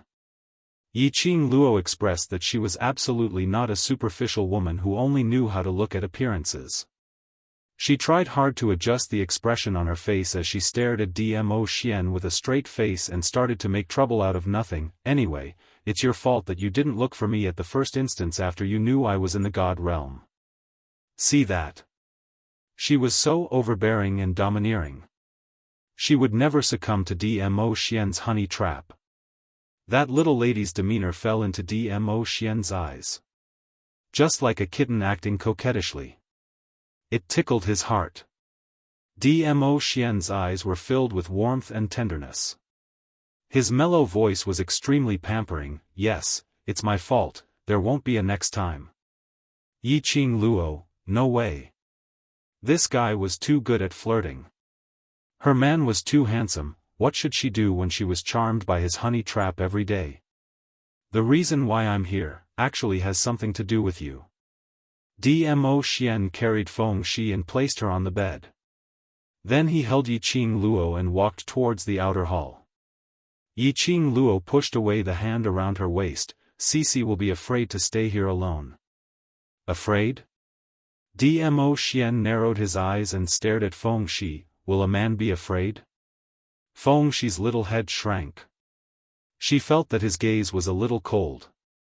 Just as she was about to stretch out her hands to Yiqing Luo, she heard the second half of the man's sentence. A man. He was a man. How could he not be a man in front of his fairy sister? Immediately, he changed his words. No, I'm not afraid. Cici.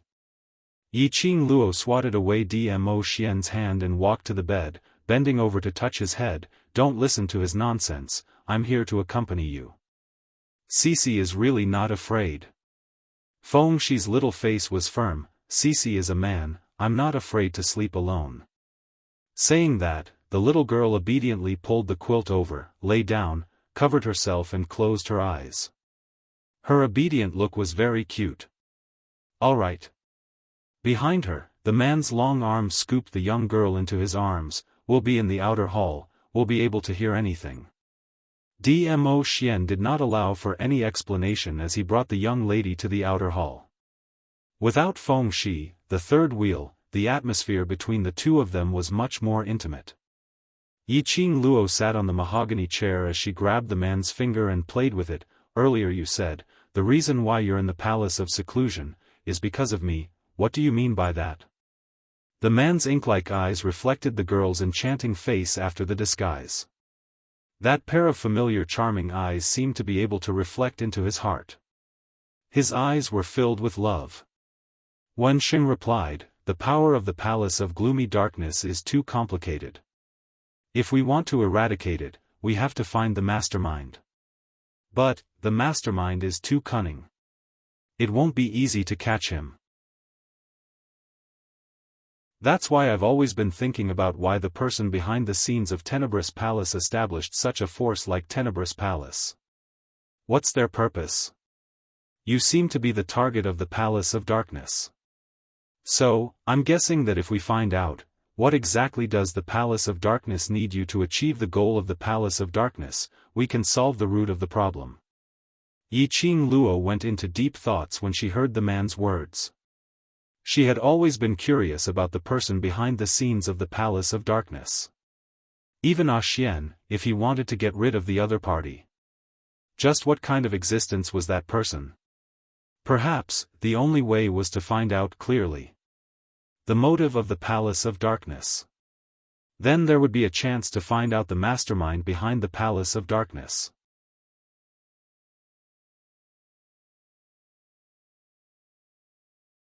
Chapter 49:11. Yiqing Luo regained her senses from her deep thoughts as she glanced sideways at Dmo Xian. Her little face was still pretending to pout coquettishly. Then, what has this got to do with you and that woman hiding here quietly? Dmo Xian laughed lightly. Initially, when I wanted to send the azure aqua threads back to you, I received news from the Imperial Palace that I've been investigating.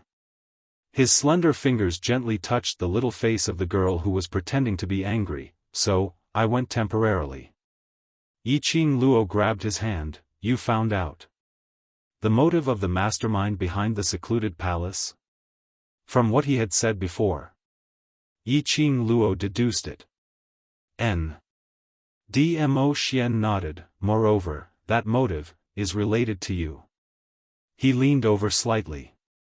His deep inky pupils were fixated on Yiqing Luo without blinking. His eyes were very solemn. Under the night sky, it shone with a cold light. The people behind the gloomy palace are looking for a place. It said that as long as we find that place, we'll be able to obtain the treasures within. Yiqing Luo. Why did this rumor sound so fake? It felt like some kind of scam organization was spreading unhealthy thoughts here. We want to build a harmonious society, to be a prosperous, strong, democratic, civilized people. This kind of baseless rumor could not be believed, could not be believed. Dmo Xian looked at the young lady's rich expression and couldn't help but curl his thin lips.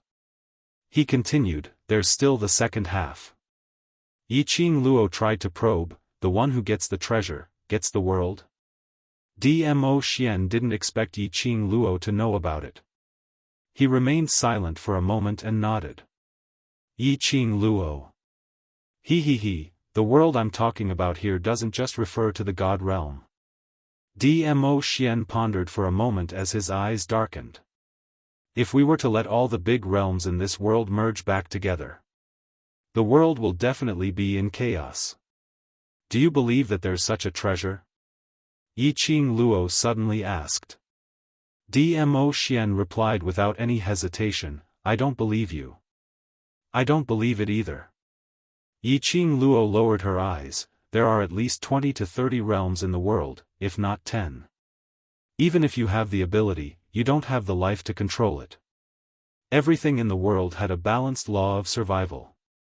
If all the realms were to be united, how should the people of the major universes, big or small, with different abilities, levels, habits, and priorities, be controlled?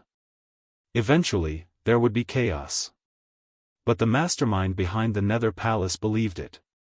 Dmo Xian's eyes deepened, moreover, this treasure indeed exists. Exist? Yiqing Luo's brows rose, you set up this base in the Palace of Secluded Darkness, just to investigate the location of that treasure? Dmo Xian's eyes softened even more, his eyes filled with smiles. His girl was really smart. It was only a few words. He had already guessed the gist of it. He held the young girl's fair and delicate hand. Even if this treasure can't take over the entire world, it shouldn't be a problem to take over the entire God realm. Once the mastermind behind the Palace of Gloomy Darkness takes over the God realm, it won't be long before the destruction of the other realms. Yiqing Luo's vision had not been focused at all as it was fixated on their hands which were interlocked. Looking at the intertwined fingers of the two of them, she muttered to herself for some time. When she opened her mouth again, the expression on her face had already changed into a solemn and serious one. The place which the mastermind is looking for. Don't tell me. Has something to do with me?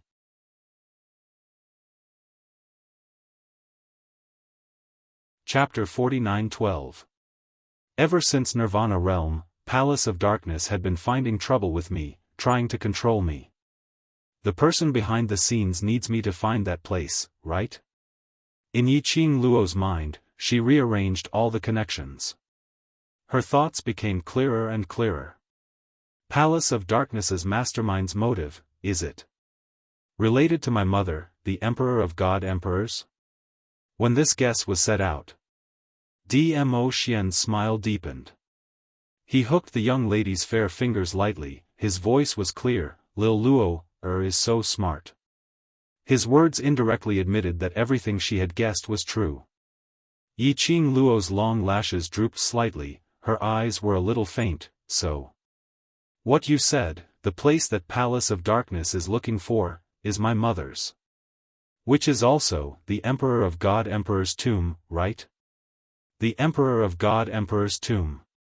The place where the Emperor of God Emperors had passed away. That was where the treasures were buried. Any one of them was enough to stir up the various realms. It indeed could be called as a treasure. After all, the former Emperor of God Emperor's power, and whatever they had when they were alive. They were all God relics. If one were to talk about the real motive of Palace of Darkness mastermind, it was to find the Emperor of God Emperor's tomb. To obtain the Emperor of God Emperor's belongings. Everything that had happened before could be explained. No wonder. Over at Palace of Darkness, she would always be able to see That stone wall which had her mother's totem carved on it. Every time she touched those stone walls, she would always fall into the periphery of the Emperor of God Emperor's tomb. This was all Palace of Darkness conspiracy. Those stone walls must be the mastermind behind Palace of Darkness, based on the information that she knew about the Emperor of God Emperor's tomb, to research a path to the Emperor of God Emperor's tomb. And at the same time, to test if she really had the qualification to enter the Emperor of God Emperor's tomb. No wonder, when Palace of Darkness tried to deal with her several times, most of the time, their motive was to control her, not to kill her. It was because only she could open the Emperor of God Emperor's tomb. Actually, in other words, it was rumored that the Feng family had treasures. This sentence was not fake. Because, the so-called precious treasure. She was the one who knew about the Divine Emperor's grave and entered it. Mysterious flame. Dubhe diagram. It was a map of the Divine Emperor's tomb. What the mastermind of Gloomy Palace wanted was the Mystic Flame's Dubhe diagram. What Feng Liqiong wanted, the so-called treasure of the Feng family, was probably the Xianyan Dubhe diagram. Apart from the map, there's also the method to enter the tomb of the Divine Emperor. It's also extremely complicated. Even that person from the Palace of Gloomy Darkness doesn't have a clue. Dmo Xian didn't refute Yi Qing Luo's guess as he gently embraced her in his arms, but, I'm guessing that the biggest key should still be you. After thinking through all these things, Yi Qing Luo's feelings were rather complicated. Her head was pressed against the man's chest, feeling the warmth from his body. His cold body and uneasy heart gradually calmed down. Did you stay in the base of the Palace of Gloomy Shadows with Qing Gu to investigate how to enter the tomb of the Divine Emperor? No wonder when she peeped outside Qing Ji's room, that study room was filled with various books and scrolls of ancient books. She shut her eyes as she buried her entire body into his warm embrace. By his side, there was a sense of security which made her rely on him.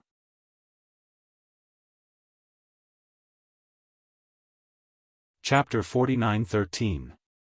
For the Palace of Darkness to kidnap Cece at this juncture, is it because the mastermind behind the Palace of Darkness has found a way to enter the Divine Emperor's tomb? Other than me, there's also Cece. Can she replace me to enter the Divine Emperor's tomb? Dmo Xian gently stroked her hair with his fingertips. Feng Shi is a descendant of the Feng family. Whether she has the qualification to enter the Divine Emperor's tomb, or whether she has any secrets about the Divine Emperor's tomb, the people behind the scenes of the Dark Nether Palace are not sure. I think the mastermind behind the Palace of Darkness is just trying. His soothing voice was gentle and mellow, which could easily soothe all the uneasiness in her heart. I will send you and Feng Shi out of here, as long as you don't leave the Feng family's territory. The Palace of Darkness will not dare to lay a hand on Feng Shi. What about you? Yi Qing Luo's little hand grabbed his collar as she raised her head slightly. Do you still want to stay here? I will look for you after I find the clues. Dmo Xian patted her head. Yi Qing Luo's little hand tightened. No, I don't want to. She couldn't always hide in the safe zone. She had to let Dmo Xian overcome all the obstacles for her. I'm with you, not because I want you to do anything for me, but because I want to be with you. Yi Qing Luo's voice was a little hoarse, her long and narrow eyes were stained with a few sparkles. I said before, I want to grow to stand by your side, shoulder to shoulder with you. The purpose of my coming to the upper realm is to find out my background, to know why my biological parents would abandon me. Now I have found it. The Palace of Darkness's target is me, my mother. I can't keep hiding under your wings like this. Other than me, no one can really solve this matter. Following the young lady's determined voice, the light in her eyes became brighter and brighter. It was as if his eyes were filled with a sky full of stars. Unwavering. She looked at Dmo Xian fixedly. Their eyes met. The young lady's eyes rippled slightly, her pink lips curled into a brilliant smile. Xian, I want to be with you. Little Luo, Dmo Xian sighed softly. His inky black eyes reflected her charming and enchanting face after her disguise. But under Dmo Xian's gaze, Yiqing Luo felt that. It was as if he could see through the disguise on her face and see the real her. I can't do anything to you. The man chuckled and hugged her even more tightly. There was a rare gentleness in his voice. Yiqing Luo's eyes were filled with smiles, like a cat who had gotten her way, her charming eyes curved, because, I was born to be your nemesis, my dear Overlord. The man did not speak again. However, the doting look in his eyes and the gentleness in his actions represented all the answers. She would not leave his side. But how could he bear to part with her? Therefore, let's keep him by our side. Under his watch, he could be more at ease. Hence, when Dmo Xian pulled Yiqing Luo back to Qing Ji's room. Qing Ji's expression, it was extremely complicated. The expression she shot towards Yiqing Luo was the most obvious, jealousy and hatred between ladies. Meeting Qing Ji's gaze.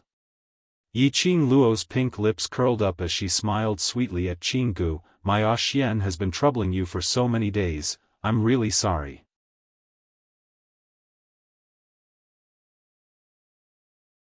Chapter 49-14. Qing Ji's expression darkened slightly.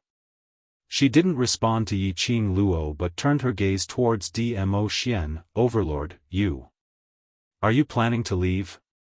Qing Ji's tone was carefully probing. She was afraid that Dmo Xian would really follow Yiqing Luo, intending to leave the secluded palace.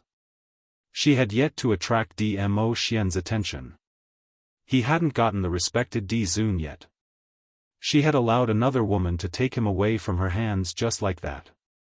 Wouldn't she lose all her face? If this matter were to spread, where was her charm as a pure pigeon? Thinking of this, the coldness in Qing Ji's eyes intensified. Not waiting for Dmo Xian's reply, he had already opened his mouth. We've finally found some clues. If you were to leave now, wouldn't it be a waste of effort? Yiqing Luo casually blocked in front of Dmo Xian as her lips curled into a smile. Miss Qing Gu, don't worry, Xian has no intention to leave the base now. Then, Qing Gu finally shifted her gaze towards Yiqing Luo. What did you mean by what you said earlier? Yiqing Luo's smile deepened, her long and narrow eyes were like a rose in full bloom, enchanting elegance. What I said is right. Previously it was my Xian who had troubled you for several days. From today onwards, both of us will have to trouble you, Miss Qing Gu. As if she could not see Qing Ji's increasingly gloomy face, she continued to smile sweetly. I believe. Miss Qing Gu, you will not reject me, right? Qing Ji's face darkened and she clenched her fists. You want to stay here too? Well, a woman. Wherever Xian is, I will naturally be there. Yiqing Luo replied with a smile. You two aren't married yet, right? Qing Ji's breath caught in her throat. Looking at the intimate posture of the two, she clenched her fists so hard that her fingertips turned white. Yiqing Luo tilted her head as she giggled. As long as I want to, I can even get married now. Qing Ji's gaze was filled with complex emotions as she looked deeply at Dmo Xian. As though he was anticipating Dmo Xian to say a rebuttal. However, the man didn't even glance at her from the corner of his eyes. His vision fell onto Yiqing Luo's figure without blinking. As though in his eyes, other than Yiqing Luo, he couldn't see anyone else. Qing Ji's breathing quickened. There were a few times when he wanted to open his mouth and tear apart the girl's provocative and bright smile that was filled with mockery. But in the end, she suppressed the impulse in her heart. Her delicate eyebrows were slightly furrowed. Her gentle and elegant face revealed her noble majesty. She pursed her lips and said in a deep voice, Miss Feng, it's not that I don't want to take you in, but, this is the territory of the Palace of Darkness after all. She purposely emphasized the word take in and smiled coldly. The Overlord is staying here because I believe in your strength.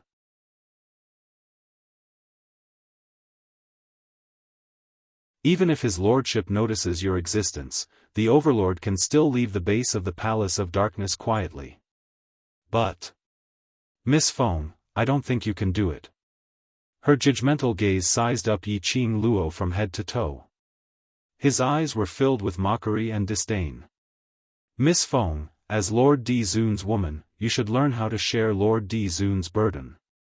You shouldn't recklessly create trouble for Lord Di Zun just because Lord Di Zun loves you. Qing Ji's every word was belittling Yi Qing Luo. In Qing Ji's eyes, Yi Qing Luo was merely a cultivator with low ability.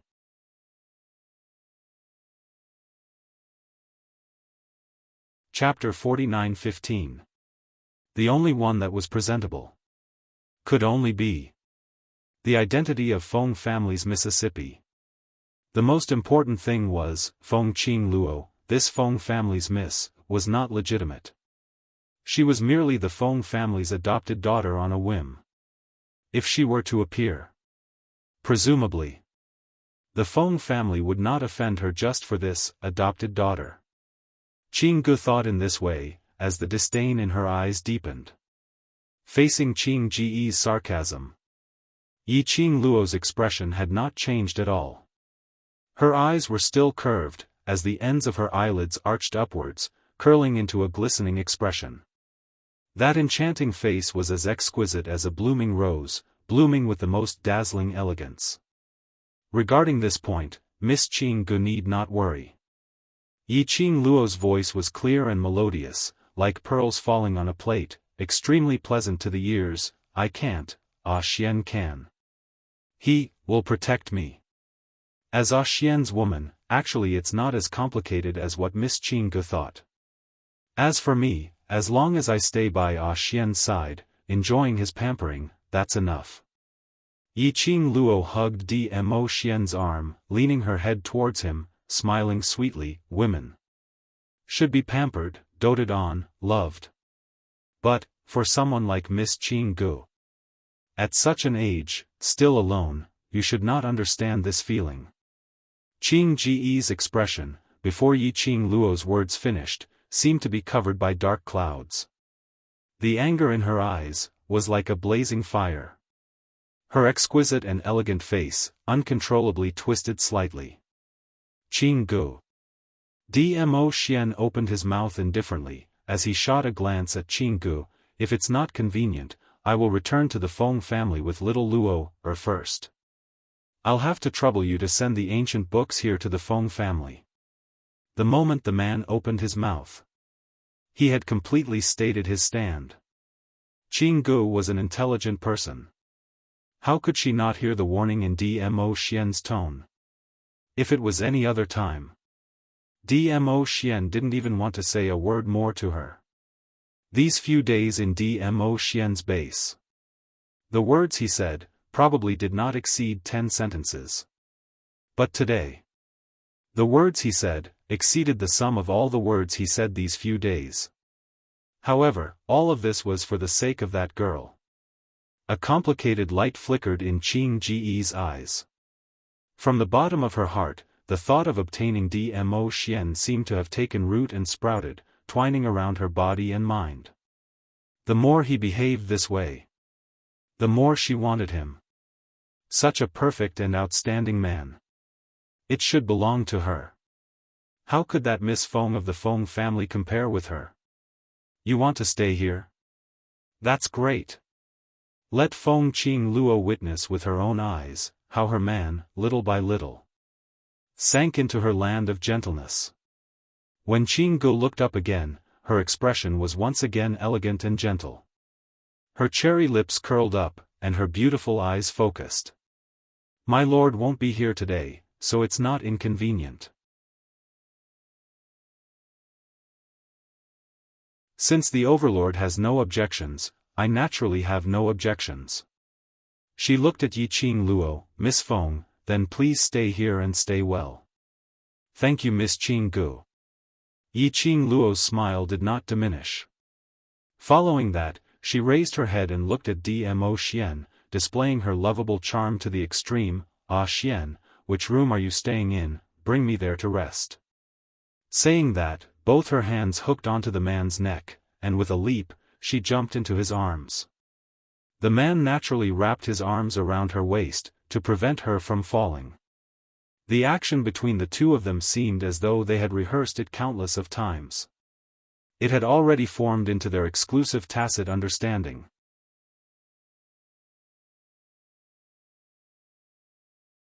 Chapter 49:16. This one action fell into Qing Ji's eyes. This made the jealousy in her heart burn even more, as her brows overflowed with uncontrollable jealousy and hatred. Until she saw Dmo Xian condescending himself, as though he was carrying a precious treasure, carrying her as he turned around and left the study. Her jade-like fingers clenched tightly as the smile on her face slowly turned cold. She slammed the table heavily. The table full of books and paintings were scattered all over the floor. That damned Feng Qing Luo. She must have provoked her on purpose. Intentionally being so intimate with the Overlord. He had purposely shown her how much the Overlord doted on her and how much he loved her. Trying to use this method to make her give up. Ha! Impossible. Princess.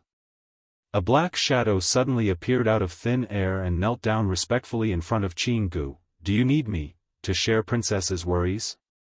No need. Qing Ji's eyes were gloomy, her elegant face revealed a trace of noble arrogance. It's just a man, there's no need for you to do anything.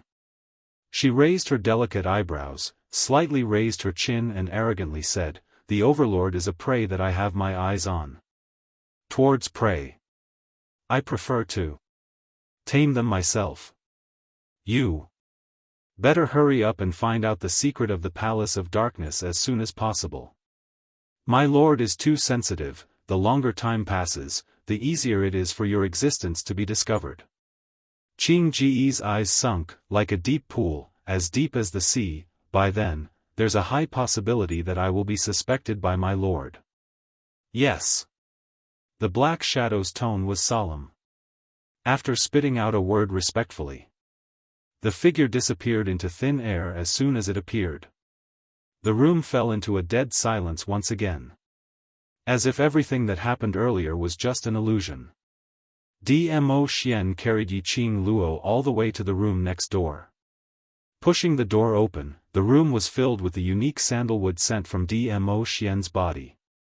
Yiqing Luo circled Dmo Xian's neck, raised her brows and looked at him. Looks like that Miss Qing Gu treats you quite well, the room she arranged for you is in line with your style. Dmo Xian put her down. Still jealous? Jealous? Yiqing Luo snorted coldly. Is she worthy? Could a rival in love that posed no threat at all be considered a rival in love? At most, she was just a diehard fan of Dmo Xian. You're not jealous? Why do you look so pale? Dmo Xian's slender jade-like fingers pinched her face as he gave a low chuckle. It's all right to admit that you're jealous, I like to see you being jealous because of me. He took the girl's hand and held it tightly. I like to see you, blocking my way, blocking other people's covetous eyes. I like to see you like a female warrior, declaring your sovereignty. I like seeing you care about me. The man's gentle and mellow voice was like fine wine, seeping into her eardrums and flowing into her heart. Yiqing Luo felt slightly tipsy. Her cheeks were flushed and her heart was beating rapidly. She felt as if she was floating on air. This man, she began to speak words of love. It was really a little hard to control. When did he become so good at flirting? The girl's eyes were filled with shyness. The man moved closer. Why aren't you saying anything? Yiqing Luo lowered her head and raised her hand to block that peerless handsome face that she couldn't control and pressed it back. Yes, yes, I'm jealous, alright? 7th Miss Who Likes Trash, Lord Overlord, please be gentler with your love.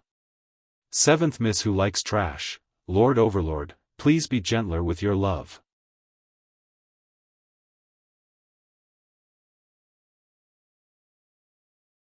Chapter 49:17. Her outstretched hand. She was held by the man's large palm. Beside her ear was his deep, husky, and mellow laughter. It made Yi Qing Luo's heart itch. She pushed him away and jumped onto the bed. Leaning against the headboard, she hugged her knees and glared at him. In times of crisis, we need to build a harmonious socialism. Prosperity, democracy, literacy, harmony, freedom, stop flirting with me. Socialist core values do not allow it. Dmo Xian. There was a faint melancholy that he didn't know where to start from. Yi Qing Luo put on a serious face. That Qing Gu, can you really trust her? Dmo Xian sat down beside her. There's no need to believe me, I just need her position in the Palace of Nether Gloom to make it easier for me to move around. I think, there's something about her that makes me feel very uncomfortable. Yi Qing Luo shifted her body over and leaned on him. It's better to be careful. If your honey trap fails and she bites back, we'll be in deep trouble. Dmo Xian's thin lips curled up frivolously as he glanced sideways at her and pinched her little face. My little Luo, is really getting more and more powerful. Yi Qing Luo grabbed his hand. You've long sensed it? Yes. Dmo Xian held her little hand and pinched it in his palm. Her motive should be the same as the person behind the Nether Palace, we don't have to interfere. Sit on top of the mountain and watch the tigers fight? Yi Qing Luo raised her brows as her pink lips curled into a teasing smile. Are we going to sit back and reap the benefits? Dmo Xian's fingers which were pinching her little hand paused as he looked at her solemnly. You can sit on the mountain and watch the tigers fight, but don't think of reaping the benefits of the fishermen. You don't have to care about the dispute between the two forces. Yi Qing Luo didn't ask why as her long and narrow eyes narrowed slightly. Then, what about you? Dmo Xian froze for a moment and pulled her into his arms. Don't worry about me, I won't do things that I'm not sure of. That is to say, you will participate in their dispute. Yi Qing Luo's head leaned against his chest, her voice didn't reveal much emotion. Dmo Xian's arms tightened, because I have no choice but to interfere. She could hear the hoarseness and nervousness in the man's voice. She reached out and circled his waist. She pressed her face against his chest. He listened to the heartbeat in his ears. She sighed softly and said, but, do you think, this is something that I cannot participate in just because I don't want to? Dmo Xian was silent. Yi Qing Luo's little head arched slightly. Xian, if their motive is all for the God Emperor's tomb, then there's absolutely no lack of me. As my mother's daughter, this is my unavoidable fate. Ah Xian, I know, you will definitely protect me, so I'm not worried at all. The man's low sigh floated down from above. The two of them hugged each other and did not speak again. The next day. Calculating the time, it should be morning. The base of the Palace of Darkness was still dark. Outside the door, a large red lantern flickered and emitted an extremely faint light. Under the darkness, a ray of light approached from afar and stopped at the door of the room. An elegant and pleasant voice came from the door. Lord Dizun, can you get up now? I asked the kitchen to prepare some of your favorite breakfast dishes. Yi Qing Luo's charming eyes rose as she looked at Dmo Xian without blinking. The young lady's death stare made Dmo Xian's body stiffen. Just as he was about to reject her, the young lady's soft voice rang first. Miss Qing Gu has the heart, then I'll have to trouble Miss Qing Gu to send the breakfast in. 7th Miss Who Likes Trash, Lord Dizun, please be gentler with your love for everyone to collect. 7th Miss Who Likes Trash, Lord Dizun, please be gentler with your love for me.